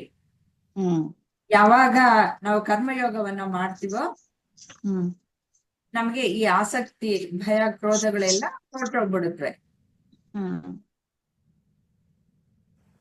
ಕರ್ಮಯೋಗದಲ್ಲಿ ಏನು ಇದು ಮುಖ್ಯವಾಗಿ ಫಲನ ಬಿಟ್ಬಿಡ್ತೀವಿ. ಫಲವನ್ನ ಬಿಟ್ಟಾಗ ಏನಾಗುತ್ತೆ, ಫಲಾಪೇಕ್ಷೆಯನ್ನು ಬಿಟ್ಟಾಗ ಈ ಆಸಕ್ತಿ ಅಂದ್ರೆ ರಾಗ ದ್ವೇಷಗಳು ಹೊರಟೋಗ್ಬಿಡುತ್ತೆ. ರಾಗ ದ್ವೇಷಗಳು ಹೋದಾಗ ಈ ಭಯ ಕ್ರೋಧ ಅದನ್ನ ಸಂಗ್ರಹ ಇಟ್ಕೊಳ್ಬೇಕು ಅನ್ನೋದು ಇಲ್ಲ, ಅಥವಾ ಬೇರೆಯವರನ್ನ ಅದನ್ನ ಹೊಡ್ಕೊಂಡು ಹೋಗ್ತಾರೆ ಅನ್ನೋದಕ್ಕೆ ಅಂದಾಗ ಕ್ರೋಧವೂ ಇಲ್ಲ. ಅದರಿಂದ ಉತ್ಪನ್ನವಾಗುವಂತ ಅನೇಕ ರೀತಿಯ ಅವಳ ಮರಿಗಳು, ಈ ಭಯ ಕಾಮ ಕ್ರೋಧಗಳಿಂದ ಉಂಟಾಗುವಂತವು ಎಲ್ಲವೂ ಸಹ ಇಲ್ಲವಾಗಿ ಭಯ ಅಂದ್ರೆ ಇದನ್ನು ಹೇಳ್ಬೋದಲ್ಲಮ್ಮ, ಈ ಒಂದು ಆಧ್ಯಾತ್ಮಿಕ ಇದನ್ನ ನಾವ್ ಈಗ ತಿಳ್ಕೊಬೇಕು ಅಂದ್ರ ಮೊದಲು ನಮ್ಗೆ ಎಷ್ಟು ಹೆಂಗ್ ತಿಳ್ಕೊಬೇಕಪ್ಪ ಅನ್ನೋ ಒಂದು ಇದನ್ನಿತ್ತು. ಈಗ ಈ ಆಧ್ಯಾತ್ಮಿಕದಲ್ಲಿ ಬರ್ತಕ್ಕಂತ ಇದು ತತ್ವಬೋಧ ಇವನ್ನೆಲ್ಲ ತಿಳ್ಕೊಬೇಕಂದ್ರ ನಮಗ ಒಂಥರ ಹೆದರಿಕೆನೇ ಇತ್ತು. ಇವಾಗ ಇದ್ರೊಳಗ ಆಳವಾಗಿ ಹೋಗ್ತಾ ಇದ್ದಂಗ ಅಯ್ಯೋ ಇಷ್ಟು ತಿಳ್ಕೊಳ್ಳೋ ಶಕ್ತಿ ನಮಗೂ ಐತಲ್ಲ ಭಗವಂತ ಅಂತ ಅದ್ರ ಒಂದು ಪರಿಣಾಮ ಆಗ್ತೈತಿ. ಅದೇ ರೀತಿ ಈ ಒಂದು ಆಧ್ಯಾತ್ಮಿಕ ಬದುಕಿನ ಒಂದು ನಿರ್ಲಕ್ಷ್ಯ, ಇನ್ನೊಂದು ಅದ್ರದ್ದು ಒಂದು ತಿಳ್ಕೊಳ್ಳೋ ವ್ಯಕ್ತಿತ್ವ ಇಲ್ಲದೆ ಇರ್ತಕ್ಕಂತ ಭಯ, ಮತ್ತೆ ಇನ್ನು ಈ ಬದುಕಿನಲ್ಲಿ ಏನಾದ್ರೂ ನಮ್ಗೆ ನಿರಾಶೆ ಇದ್ರೆ, ಈ ಮೂರುಗಳು ಇದ್ದಾಗ ಏನಾಗ್ತೈತಿ ನಮ್ಮಲ್ಲಿ ಈ ರಾಗ ದ್ವೇಷಗಳು ಎಲ್ಲ ಉಂಟಾಗ್ತವು. ಇವನ್ನೇ ನಾವು ಅದನ್ನ ಒಂದು ಪರಮಾತ್ಮನ ಒಂದು ಇದರಲ್ಲಿ ಅವನ ಸನ್ನಿಧಿಯಲ್ಲಿ ನಮ್ಮ ಶಕ್ತಿಯನ್ನ ಜ್ಞಾನವನ್ನ ಪಡ್ಕೊಂಡಾಗ ಅಲ್ಲಿ ನಮ್ಗೊಂದು ಖುಷಿ ಆನಂದ ಸಿಗ್ತೈತಿ. ಅವಾಗ ಏನಾಗ್ತೈತಿ ಇವೆಲ್ಲ ಭಯ ಕ್ರೋಧ ಮದ ಮತ್ಸರ ಎಲ್ಲ ಹೊರಟು ಹೋಗ್ತವು ಅಂತ. ಈ ಒಂದು ದಿವ್ಯ ಜ್ಞಾನ ಪಡಿಬೇಕಾದ್ರ ಪರಮಾತ್ಮನಿಗೆ ಶರಣಾಗತಿ ಆಗ್ಬೇಕು ಅಂತ ಹೇಳಿ ನೀವು ಒಂದು ಎಕ್ಸರ್ಸೈಸ್ ಮಾಡಿ ಬರೋ ವಾರದಷ್ಟೊತ್ತಿಗೆ ನೆಕ್ಸ್ಟ್ ವೀಕ್ ಅಷ್ಟೊತ್ತಿಗೆ ನಾನು ಪರಮಾತ್ಮ ಸ್ವರೂಪಿ, ನಾನು ಪರಮಾತ್ಮ ಸ್ವರೂಪಿ, ಅಹಂ ಬ್ರಹ್ಮಾಸ್ಮಿ ಅನ್ನೋದನ್ನ ಯಾವಾಗ ಸದಾ ಕಾಲವು ತಿಳ್ಕೊಳ್ತಾ ಹೋಗ್ತೀವಿ. ನೆಕ್ಸ್ಟ್ ವೀಕ್ ಬಂದು ನಿಮ್ಮಲ್ಲಿ ಏನ್ ಪರಿವರ್ತನೆ ಆಗುತ್ತೆ ಅದನ್ನ ಹೇಳಿ, ಆಯ್ತಾ? ಇಬ್ರುನು ಒಂದೇನೋ ಡೈರಿ ಮಾಡಿದಾರೆ ನಮ್ಮ ಈಗ ಡೈರಿ ಮಾಡಿದ್ದಾರೆ ಗುರುಜಿ. ಸರಿ, ಬರೀರಿ, ಅದನ್ನ ಬರೀರಿ. ಮತ್ತೆ ಇದನ್ನ ಯಾವಾಗ್ಲೂ ಅಹಂ ಬ್ರಹ್ಮಾಸ್ಮಿ ಅನ್ನೋದು ಹೇಳ್ಕೊಂಡು ನೆಕ್ಸ್ಟ್ ವೀಕ್ ನಿಮ್ಮಲ್ಲಿ ಏನ್ ಪರಿವರ್ತನೆ ಆಯ್ತು ಅನ್ನೋದನ್ನ ಹೇಳಿ. ಸರಿ ಅಮ್ಮ. ಅದೇ ಈ ಮೂರು ಕಲ್ಪನೆಗಳಿಂದ ನಮ್ಗೆ ದೂರ ಆಗ್ಬೇಕಂದ್ರೆ ನಮಗ್ ಗುರುಗಳ ಒಂದು ಮಾರ್ಗದರ್ಶನದಲ್ಲಿ ಹೋದಾಗ ಮಾತ್ರ ನಾವು ಇವಕ್ಕೆ ಸಂಪೂರ್ಣವಾದಂತ ಅರ್ಥ ತಿಳ್ಕೊಬಹುದು. ಅವಾಗ ಈ ತತ್ವಗಳನ್ನ ತಿಳ್ಕೊಂಡು ಜೀವನ ಒಂದು ಶಿಸ್ತಿನಲ್ಲಿ ಬರುತ್ತೆ ಅಂತ, ಒಂದು ಭಕ್ತಿ ಜೀವನ ಶಿಸ್ತಲ್ಲಿ ಬರ್ಬೋದು ಅಂತ ಹೇಳಿ ಅನಿಸ್ತೈತಿ ನೋಡ್ರಿ ಅಮ್ಮ. ಇಂದ್ರಮ್ಮ ಅವರು ಮೇಡಮ್ ಎಲ್ಲ ಸರಿಯಾಗಿದೆ. ಅದೇ ಇದೆಲ್ಲ ಹೋಗ್ಬೇಕು ಅಂದ್ರೆ ನಾವು ಪರಮಾತ್ಮನನ್ನ ಅಥವಾ ಪರಮಾತ್ಮನನ್ನ ನಂಬಿಕೊಂಡು ಆರಾಧಿಸ್ಬೇಕು. ಈ ಕ್ರೋಧದಿಂದನೇ ಆಗ್ಲಿ, ಈ ಯಾವುದೇ ಒಂದು ಲೋಭ ಮೋಹ ಮದ ಮತ್ಸರ ಯಾವುದೇ ಇದನ್ನ ಹಾಕ್ಲಿಕ್ಕೆ ಕೂಡ ನಾವು ಏನಾಗ್ಬಿಟ್ಟಿದೆ ನಮ್ದು ಅಂತಂದ್ರೆ, ಈ ಕುರುಡ್ರ ಸಂತೆ ಅಂತಂದ್ರೆ ಈ ಒಂದು ಗುಂಪಿನಲ್ಲಿ ಕುಡುಕರ ಗುಂಪಿನಲ್ಲಿ ಒಂದ್ಸರಿ ನಾವು ಇದಕ್ ಹೋಗೋಣ ವ್ಯವಹಾರಕ್ಕೋಸ್ಕರ ಅಥವಾ ಒಂದು ವಿಹಾರಕ್ಕೆ ಹೋಗೋಣ ಅಂತೇಳಿ ಅವರು ಒಂದು ಹಡಗ್ನಲ್ಲಿ ಕೂತ್ಕೊಂಡು ಹುಟ್ಟು ಹಾಕ್ತಾನೆ ಇದ್ರಂತೆ. ಬೆಳಗ್ಗೆ ಆದಾಗ ನೋಡಿದಾಗ ದೋಣಿ ಎಲ್ಲಿತ್ತು ಅಲ್ಲೇ ಇತ್ತಂತೆ. ಏನು ಅಂತ ನೋಡಿದಾಗ ಅದನ್ನ ಅವ್ರು ಕಟ್ಟಿರಂತ ಇದೇ ಬಿಚ್ಚಿರ್ಲಿಲ್ಲ ಅಂತ. ಹಾಗೆ ನಾವು ಪರಮಾತ್ಮನ ಕಡೆ ಹೋಗ್ಬೇಕಾದ್ರು ಕೂಡ ಈ ಎಲ್ಲ ಒಂದು ಈ ಭಯ, ಆಸಕ್ತಿ, ಕ್ರೋಧ, ವ್ಯಾಮೋಹಗಳು ಎಲ್ಲಾನು ಇದನ್ನ ಎಲ್ಲ ಬಿಡ್ಬೇಕಾಗ್ತದೆ. ಇವನ್ನ ಬಿಡ್ಬೇಕಂದ್ರೆ ಅವೆಲ್ಲ ಇದ್ಕೊಂಡು ನಾವು ಪರಮಾತ್ಮನ ಕಡೆ ಹೋಗ್ತೀನಿ ಅಂತ ಒಂದು ಇದನ್ನ ಪಟ್ರು ಮನಸ್ಸು ಆತಂಕ ಆಗ್ತದೆ. ಈಗ ನಾವು ಅಂದ್ರೆ ಶಿವೋಹಂ ಅಂತ ಹೇಳ್ಕೊಳ್ತಾ ಇದ್ರು, ನೆನಪಾದಾಗ ಹೇಳ್ಕೊಳ್ಳೋದು. ಮತ್ತೆ ಯಥಾ ಪ್ರಕಾರ ನಮ್ಮ ಮನಸ್ಸೇನಾಗುತ್ತೆ ಒಂದು ಈ ಜೀವನಕ್ಕೆ ತಿರುಗ್ಬಿಡ್ತದೆ. ಈಗ ನಾನು ಆತ್ಮ ಸ್ವರೂಪಿ, ನಾನು ಪರಮಾತ್ಮ ಸ್ವರೂಪಿ ಅಂತ ನನಗ್ ಗೊತ್ತಿದೆ, ಅದ ಮನಸ್ಸಲ್ಲಿ ಇದೆ. ಬಟ್ ಅದನ್ನ ಸದಾ ಕಾಲದಲ್ಲಿ ಹೇಳ್ಕೊಂತ ಈ ಒಂದು ಸಂಸಾರದ ಜಂಜಾಟದಲ್ಲಿ ಅದನ್ನ ಪೂರ್ಣವಾಗಿ ನಿರ್ವಹಿಸಕ್ ಆಗ್ತಾ ಇಲ್ಲ. ಮತ್ತೆ ಯಥಾ ಪ್ರಕಾರ ಭಯ ಇಲ್ಲದಕ್ಕಿಂತ ಒಂದು ನಿರಾಸೆನಾದ್ರೂ ಹುಟ್ಟಿದ್ರೆ ಪರವಾಗಿಲ್ಲ, ಸ್ವಲ್ಪ ಭಗವಂತನ ಕಡೆ ಹೋಗ್ಬೋದೇನೋ. ಆದ್ರೆ ಈ ಒಂದು ವ್ಯಾಮೋಹ ಕರ್ತವ್ಯ ಅಂತ ಏನೇನೋ ಮುಳುಗ್ ಹಾಕೊಂಡ್ಬಿಟ್ಟು ನಮ್ಮ ಮನಸ್ಸನ್ನ ನಾವೇ ಕೆಡಿಸ್ಕೊಂಡ್ಬಿಟ್ಟಿದೀವಿ. ಇದು ಗೊತ್ತಾಗ್ತದೆ ನಮ್ಗೆ. ನಾನು ಪರಮಾತ್ಮ ಸ್ವರೂಪಿ, ನಾನು ಅಹಂ ಬ್ರಹ್ಮಾಸ್ಮಿ, ನಾನು ಅಂದ್ರೆ ಏನಾದ್ರು ಅನ್ಕೊಂಡ್ರು ಕೂಡ ಅದನ್ನ ಜಪ ಅಂತಂದು ತೆಗೆದುಕೊಂಡ್ರು ಕೂಡ, ಆ ಜಪ ಮಾಡ್ತಾ ಇದ್ರು ಕೂಡ ಅದು ಮತ್ತೆ ಯಥಾ ಪ್ರಕಾರ ಬೇರೆ ರೂಪದಲ್ಲಿ ತಾಳ್ಕೊಂಡ್ಬಿಟ್ಟಿರ್ತದೆ. ಈ ಒಂದು ಆಸಕ್ತಿ ನಾವು ಮೊದಲು ಕಳ್ಕೋಬೇಕು. ಅದನ್ನ ಕಳ್ಕೋಬೇಕಂದ್ರೆ ಮತ್ತೆ ಪರಮಾತ್ಮನ ಒಂದು ಪಾದಾರವಿಂದಗಳಿಗೆ ಹೋಗ್ಬೇಕಂತ ಗೊತ್ತಾಗ್ತದೆ. ಅದ್ರಿಗೆ ಅದರಲ್ಲಿ ಇನ್ನೂ ಒಂದು ಉದಾಹರಣೆ ತೆಗೆದುಕೋಬಹುದಂದ್ರೆ, ಈ ಒಂದು ಕೀಟ ಅಲ್ಲೇ ಇದ್ ಮಾಡ್ತಾ ಕೊನೆಗೆ ಅದು ಒಂದು ಚಿಟ್ಟೆ ಆಗ್ತದೆ. ಆ ತರಹದ ಒಂದು ಇದನ್ನ ನಾವು ಎಷ್ಟೇ ಇದನ್ನ ಮಾಡ್ಕೊಂತ ಇದ್ರು ನಮ್ಮ ಭಾವವನ್ನ ಇದು ಮಾಡ್ಕೊಂಡು ಪರಮಾತ್ಮನಲ್ಲಿ ಒಂದು ದೃಢತೆಯನ್ನ ಪಟ್ಕೊಂಡು ಮನಸ್ಸನ್ನ ಏಕಾಗ್ರತೆಯನ್ನ ತೆಗೆದುಕೊಂಡು ಪರಮಾತ್ಮನ ಪಾದ ಪದ್ಮಗಳನ್ನ ಆಶ್ರಯಿಸಿದರೆ ಖಂಡಿತ ನಾವು ಕೂಡ ಅಹಂ ಬ್ರಹ್ಮಾಸ್ಮಿ ಆಗಬಹುದು. ಅದಕ್ಕೆ ಪ್ರಯತ್ನ ಪಡ್ತೀವಿ ಮೇಡಮ್. ಆಗಬಹುದು ಅಲ್ಲ, ಆಗಬಹುದು ಯಾವಾಗ್ಲೂ ಅಲ್ಲ, ನೀವು ಹಾಗೆ ಇದ್ದೀರಾ. ನೀವು ಅದನ್ನ ಹಾಗಿಲ್ಲ ಇನ್ನ. ಒಪ್ಕೊಳ್ತಾ ಇಲ್ಲ ಅಷ್ಟೇ. ಹಾಗೆ ಇದ್ದೀರಾ. ಅದು ಯಾವತ್ತೋ ಎಲ್ಲೋ ಯಾವುದೋ ಒಂದು ಕಾಲಕ್ಕೆ ಅಥವಾ ಎಲ್ಲೋ ಒಂದು ದೇಶಕ್ಕೆ ಸೀಮಿತವಾದದ್ದಲ್ಲ. ನೀವು ಅದೇನೆ, ಅದನ್ನೇ ಹೇಳ್ತಾ ಅದೇನೆ. ಇರೋದು. ಈ, ಹಾ ಪ್ರಾಪಂಚಿಕ ಅಂದ್ರೆ ಈ ವ್ಯವಹಾರವನ್ನ ಬಿಟ್ಟು ಬಂಧನಗಳಿಗೆ ಇದನ್ನ ಮಾಡಿ ಅಂತ ಹೇಳ್ತಾ ಇಲ್ಲ. ಅದನ್ನ ಮಾಡ್ತಾನೆ ಇರ್ಬೇಕು. ಈ ಒಳಗಡೆ ನಿಮಗೆ ನಾನ್ ಯಾರು ಅನ್ನೋದು ಸರಿಯಾಗಿ ಗೊತ್ತಿರ್ಬೇಕು. ಆ ರೀತಿಯಲ್ಲಿ ನಾವು ಪ್ರಾಪಂಚಿಕ ವ್ಯವಹಾರಗಳನ್ನ ಮಾಡ್ತಾ ಇರ್ಬೇಕು. ನಾನ್ ಯಾರು ಅನ್ನೋದು ನನಗೆ ಸರಿ. ಇವಾಗ ನಿಮ್ಗೆ ನೀವ್ ಹೆಂಗ್ ಅಂತಂದ್ಬಿಟ್ಟು ಕೇಳಿದ್ರೆ ಅದನ್ನ ನೀನ್ ಯಾವಾಗ್ಲೂ ಜ್ಞಾಪಿಸ್ಕೊಳ್ತಾ ಇರ್ಬೇಕಾ? ಏನಿಲ್ಲ ತಾನೆ, ಹೇಗೆ ದೃಢವಾಗಿದೆ ಅಲ್ವಾ? ಆ ರೀತಿಯಲ್ಲಿ ದೃಢವಾಗ್ಬೇಕು. ನಾನು ಪರಮಾತ್ಮ ಸ್ವರೂಪಿ ಅನ್ನೋದು ದೃಢವಾಗ್ಬೇಕು. ಇವಾಗ ನೀವು ಇಂದ್ರಮ್ಮ ಅಂತ ಅಂದ್ರೆ ನೀವ್ ಯಾವಾಗ್ಲೂ ಜ್ಞಾಪಿಸ್ಕೊಳ್ತಾ ಇರ್ಬೇಕಾ? ಏನಿಲ್ಲ ತಾನೆ. ವಿಜಯಲಕ್ಷ್ಮಿ ಅಂತಂದ್ರೆ ಜ್ಞಾಪಿಸ್ಕೊಳ್ತಾ ಇರ್ಬೇಕಾ? ಏನಿಲ್ಲ ತಾನೆ. ಹಾಗೆ ನಾನು ಪರಮಾತ್ಮ ಸ್ವರೂಪಿ ಅಂತಂದ್ರೆ ನನ್ ದೃಢ ಆಗ್ಬೇಕಾದ್ರೆ, ಇವಾಗ ನಿಮ್ಗೆ ಕೇಳಿ ಕೇಳಿ ನಾನ್ ಇಂದ್ರಮ್ಮ ಅಂತ ಬಿಟ್ಟು ನೀವು ನಿಮ್ ಮನೇಲಿ ಇಂದ್ರ ಇಂದ್ರ ಅಂತ ಕರ್ದು ತಾನೆ ನಿಮಗ್ ಗೊತ್ತಾಗಿರೋದು. ಆ ರೀತಿಯಲ್ಲಿ ನೀವು ಹೇಳ್ಕೊಳ್ತಾ ಹೋದ್ರೆ ಸರಿಯಾಗಿ ಸತತವಾಗಿ ನಾವು ಅದಕ್ಕೆ ಒಳಕ್ಕೆ ಇಳಿಸ್ಕೊಳ್ತಾ ಇದ್ರೆ ಅದನ್ನ ನಾನು ಪರಬ್ರಹ್ಮ ಸ್ವರೂಪಿ ಅಂತ ನಿಮ್ಗೆ ಯಾರು ಏನೋ ಮತ್ತೆ ಜ್ಞಾಪಿಸ್ಬೇಕಾಗಿಲ್ಲ, ಏನಿಲ್ಲ. ಒಂದ್ಸತಿ ಈ ಕ್ಷಣ ಇಲ್ಲೇ ಯಾವ್ದೋ ಸ್ಥಳದಲ್ಲಿ ಅಥವಾ ಯಾವ್ದೋ ಕಾಲದಲ್ಲಿ ಇಲ್ಲ, ಇಲ್ಲೇ ಮುಕ್ತಿ, ಇಲ್ಲೇ ನೀವು ಪರಬ್ರಹ್ಮ ಸ್ವರೂಪಿಗಳು ಅಂತ ಒಪ್ಕೊಂಡ್ಬಿಡ್ಬೇಕಷ್ಟೆ. ಆ ಒಪ್ಕೊಳ್ಳೋದಕ್ಕೆ ಆ ಧೈರ್ಯ ಮಾಡ್ಬೇಕಷ್ಟೆ. ನಮ್ಮ ಮನಸ್ಸು ಒಪ್ಕೊಳ್ಳೋದಕ್ಕೆ ಕಷ್ಟ ಪಡ್ತಾ ಇದ್ದೀರಾ, ಆ ಕಷ್ಟದಿಂದ ಹೊರಗಡೆ ಬನ್ನಿ. ಪರಬ್ರಹ್ಮನೇ ಕಷ್ಟ ಪಡ್ತಾ ಇರೋದು.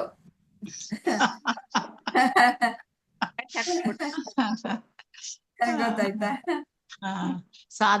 ಸಾಧನೆ ಬೇಕು. ಪ್ರಯತ್ನ, ಮರಳಿ ಪ್ರಯತ್ನ ನಿಧಿ ಧ್ಯಾಸ ಮನನ ಆಗ್ಬೇಕು. ಮೇಲಿನ ಮೇಲೆ ಹೇಗೆ ಯಾವ ರೀತಿ ಅದಕ್ಕೆ ಇದನ್ನ ಕಳ್ಕೊಳ್ಳೋದಕ್ಕೆ ಇಲ್ಲಿ 3 ಮಾರ್ಗಗಳನ್ನ ತೋರಿಸಿದ್ದಾರೆ. ಈ ಆಸಕ್ತಿ, ಭಯ, ಕ್ರೋಧಗಳು ಅಂತಂದ್ರೆ ಇದು ಕರ್ಮ ಮಾರ್ಗದಿಂದ ನಾವು ಶುದ್ಧತೆಯನ್ನ ಪಡೆದುಕೊಳ್ಬೇಕು ಅಂತ. ಆಮೇಲೆ ಪರಮಾತ್ಮನನ್ನ ಆಶ್ರಯಿಸಿ ಅಂತಂದ್ರೆ ಅಲ್ಲಿ ಭಕ್ತಿ ಮಾರ್ಗ, ಧ್ಯಾನ, ಇದರಿಂದ ನಾವು ಶುದ್ಧತೆಯನ್ನ ಪಡೆದುಕೊಳ್ಬೇಕು. ಮೊದ್ಲು ನಾವು ಯಾವಾಗ್ಲೂ ಕರ್ಮವನ್ನು ಮಾಡ್ಬೇಕು ಅನ್ನೋ ಒಂದು ಆಸಕ್ತಿ ಇರೋದ್ರಿಂದ ನಾವು ಕರ್ಮ ಮಾರ್ಗದಿಂದ ಹೋದ್ರೆ, ಯಾವಾಗ್ಲೂ ಚಟುವಟಿಕೆಯಿಂದ ಇರೋದ್ರಿಂದ ಆವಾಗ ಸ್ವಲ್ಪ ಶುದ್ಧತೆ ಆಗತ್ತೆ. ರಜಸ್ಸಿಂದ ಸಾತ್ವಿಕದ ಕಡೆಗೆ ಬರ್ತೀವಿ. ಆ ಸಾತ್ವಿಕಕ್ಕೆ ಬಂದಾಗ ಆಗ ಭಕ್ತಿ ಮಾರ್ಗ ಅನ್ನೋದು ಸಾಧ್ಯವಾಗತ್ತೆ. ಪರಮಾತ್ಮನ ಕಡೆಗೆ ಹೋಗೋಕೆ ಒಲವು ಬರುತ್ತೆ. ಹಾಗೆ ಇವರುಗಳೆಲ್ಲರೂ ಆ ಭಕ್ತಿ ಮಾರ್ಗದಿಂದನೇ ಪರಮಾತ್ಮನನ್ನ ಕಂಡುಕೊಂಡಿರುವಂತಹವರು. ನೋಡಿ, ಈಕೆಗೆ ಏನು ಗೊತ್ತಿಲ್ಲ. ರಾಮ ಬರ್ತಾನೆ ಅಂತ ಬಿಟ್ಟು ಶಬರಿ ಕಾಯ್ತಾ ಇದ್ದಾಳೆ. ಕಾದು ಕೊನೆಗೆ ರಾಮ ಬಂದ. ಅದೇ ಅವಳು ದೃಢವಾಗಿ ನಂಬಿತ್ತು, ರಾಮ ಬರ್ತಾನೆ. ನಿಶ್ಚಿತವಾದ ಬುದ್ಧಿ ಅವ್ರದ್ದು, ದೃಢ ನಂಬಿಕೆ, ದೃಢವಾಗಿ ನಂಬಿಕೆ ಇತ್ತು. ಬಂದ, ರಾಮನ ದರ್ಶನ ಆಯ್ತು. ರಾಮನ ದರ್ಶನ ಆಯ್ತು ಅಂತಂದ್ರೆ ಏನು? ತನ್ನಲ್ಲಿ ತಾನು ರಾಮನನ್ನ ಕಂಡುಕೊಂಡ್ಲು ಅಂತಾನೆ. ರಾಮನ ದರ್ಶನ, ಆತ್ಮ ದರ್ಶನ ಅಂತಂದ್ರೆ ಅದೇನೆ, ನನ್ನ ಆತ್ಮವನ್ನ ನಾನು ಕಂಡುಕೊಳ್ಳೋದು, ದರ್ಶನ ಪಡ್ಕೊಳ್ಳೋದು ಅಷ್ಟೇ. ರಾಮನ ದರ್ಶನ ಅಂತಂದ್ರೆ ಆಧ್ಯಾತ್ಮಿಕವಾಗಿ ಆ ರೀತಿಯಲ್ಲಿ ಚಿಂತನೆಯನ್ನು ಮಾಡ್ಬೇಕು. ನಾವು ಈ ಕಥೆಗಳನ್ನ, ಚಿಂತನೆಯನ್ನ ನಮ್ಮ ಆಧ್ಯಾತ್ಮಿಕಕ್ಕೆ ತಿರುಗಿಸ್ಕೊಳ್ತಾ ಇರ್ಬೇಕು. ಮೀರಾಬಾಯಿ ಆಕೆನೂ ಅಷ್ಟೇ ನಂಬಿಕೊಂಡಿದ್ಲು, ಭಕ್ತಿಯಿಂದ ಶುದ್ಧತೆಯನ್ನು ಪಡ್ಕೊಂಡ್ಲು. ಶುದ್ಧತೆ ಯಾವಾಗ ಮನಸ್ಸು ಶುದ್ಧಿ ಆಯ್ತೋ, ಕಸ ಇದ್ರೆ ಪರಮಾತ್ಮ ಕಾಣಿಸಲ್ಲ. ಮನಸ್ಸಿನಲ್ಲಿ ಯಾರಿರೋದು? ಪರಮಾತ್ಮನೇ ನೆಲೆಸಿರೋದು. ಶುದ್ಧವಾಯ್ತು ಅಂತಂದ್ರೆ ಪರಮಾತ್ಮನೇ ಅಲ್ಲಿ ಇರೋದು. ಕನ್ನಡಿ ಮಸ್ಕಾಗಿದೆ, ಏನಾಗಿದೆ, ಆ ಧೂಳನ್ನ ಕೊಡೋಗ್ಬಿಟ್ರೆ ಅಲ್ಲಿ ಪರಮಾತ್ಮನೇ ಪ್ರತಿಫಲಿಸೋದು.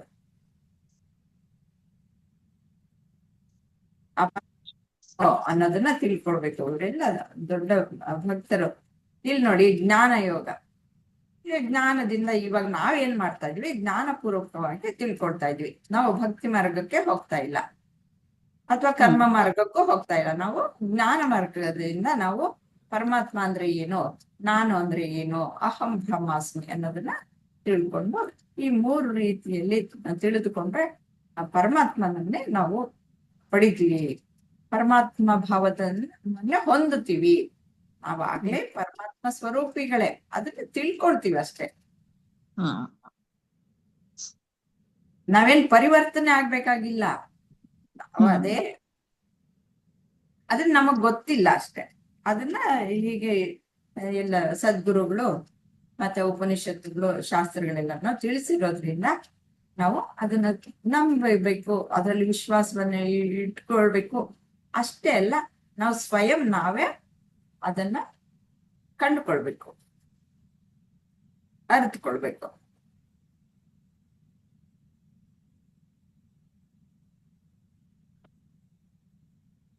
ಸ್ವಾಮಿ ವಿವೇಕಾನಂದ, ಸ್ವಾಮಿ ವಿವೇಕಾನಂದ ಅವರು ಜ್ಞಾನ ಯೋಗದಿಂದ ರಾಮಕೃಷ್ಣರ ಧ್ಯಾನ, ರಾಮಕೃಷ್ಣರು ಅವರ ಗುರುಗಳು. ಅದರಿಂದ ಅವರು ಜ್ಞಾನದಿಂದ ತಾನು ಯಾರು ಅನ್ನೋದನ್ನ ಕಂಡುಕೊಂಡ್ರು.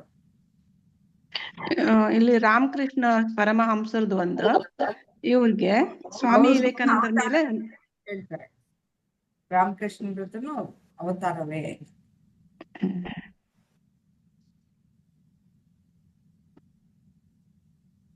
ಹೇಳಿ ವಿಜಯಲಕ್ಷ್ಮಿ. ರಾಮಕೃಷ್ಣ ಪರಮಹಂಸರಮ್ಮ ಇವ್ರದ್ದು ಏನ್ ಹೇಳ್ತಾ ಇದ್ರೆ, ಸ್ವಾಮಿ ವಿವೇಕಾನಂದರ ಮೇಲೆ ತುಂಬಾ ಪ್ರೀತಿ ಅಂತೆ. ಯಾವಾಗ ನೋಡಿದ್ರು ಅವ್ರು ಬರ್ದೇ ಇದ್ರೆ ಇವ್ರಿಗೆ ತಡ್ಕೊಳಕ್ ಆಗ್ತಿರ್ಲಿಲ್ಲಂತೆ. ಬರೀ ಬಾಗಿಲ್ ಕಡೆ ಹಿಂಗ್ ಹಣಿಕ್ ನೋಡದಂತೆ, ಬನ್ನ ಅಂತ ಮನಸ್ಸಿನಲ್ಲಿ. ಅದಕ್ಕೆ ಅವ್ರು ಬಂದ್ಮೇಲೆ ಏನೋ ಶಾಂತಿ ಇವ್ರಿಗೆ, ರಾಮಕೃಷ್ಣ ಪರಮಹಂಸರಿಗೆ. ಅದಕ್ಕ ಒಂದ್ಸಲ ಸ್ವಾಮಿ ವಿವೇಕಾನಂದ್ರ ಕೇಳಿದ್ರಂತ, ನಿಮ್ಗ ವಿಪರೀತ ಮೋಹ ಐತಿ ಅಂದ್ರಂತ. ಅವ್ರಿಗೆ ಬಹಳ ಆಶ್ಚರ್ಯ ಆಗ್ಬಿಡ್ತಿ. ಅದ್ ಹೇಗೆ ಸಾಧ್ಯ ಅಂತ ಹೇಳಿ, ನನ್ನ ಹತ್ರ ಇರಕ್ ಸಾಧ್ಯ ಇಲ್ಲ ಅಂತ ಹೇಳಿ. ಅವಾಗ ಹೇಳ್ದಂತ, ಮತ್ ನಾ ಬರೋದನ್ನ ಯಾಕೆ ಕಾಯ್ತಾ ಇರ್ತೀರಿ, ನಾ ಬರ್ಲಿಕ್ಕೆ ಒಂದು ಕ್ಷಣನು ನಿಮ್ಗ ಅದನ್ನ ತಡ್ಕೊಳಕ ಆಗ್ತಾ ಇಲ್ಲ, ನಾ ಬಂದ ಮೇಲೆ ನಿಮ್ಗೆ ಸಮಾಧಾನ ಆಗ್ತೈತಿ ಅಂತ ಹೇಳ್ತಾರಂತ. ಅವಾಗ ಅವ್ರಿಗೆ ಹೌದು ಅನ್ನೋದು ಒಂದು ಮನದಟ್ಟ ಆಗ್ತೈತಿ ಅಂತಮ್ಮ. ಆ ಒಂದು ಮೋಹವನ್ನ ತೆಗೆದು ಹಾಕ್ತಾರ ಅವರಲ್ಲಿ ಇರ್ತಕ್ಕಂತ ಅದೊಂದು ಗುಣ. ಅವ್ರಿಗೆ ಬೇಕಾದಷ್ಟು ಹಾಗೆ ರಾಮಕೃಷ್ಣರಲ್ಲಿ ಕಾಳಿ ನನ್ಗೆ ಪ್ರತ್ಯಕ್ಷ ಆದ್ಲು ಅಂತ ಬಿಟ್ಟು ಅದನ್ನು ಸಹ ಹೇಳ್ತಿರ್ತಾರ. ಹೌದು, ಅವ್ರು ಭಕ್ತಿ ಮಾರ್ಗದಲ್ಲಿ ಭಕ್ತಿ ಮಾರ್ಗ ಜಾಸ್ತಿ, ಅದು ಸಹ ಮಾಯೇನೆ ಅಂತ. ಹೌದು. ತೋತಾಪುರಿಗಳು ಅದನ್ನ ಜ್ಞಾನ ಖಡ್ಗದಿಂದ ತೆಗ್ದಾಕು ಅಂತ ಹೇಳ್ತಾರೆ. ಆಮೇಲೆ ಅವರು ಜ್ಞಾನ ಮಾರ್ಗಕ್ಕೆ ಬಂದಿತ್ತು.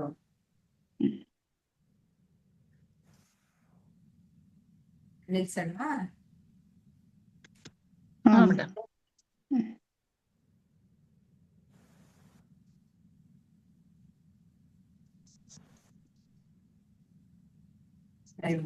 ಶ್ರೀ ಗುರು ನಮಃ. ಶ್ರೀಕೃಷ್ಣ.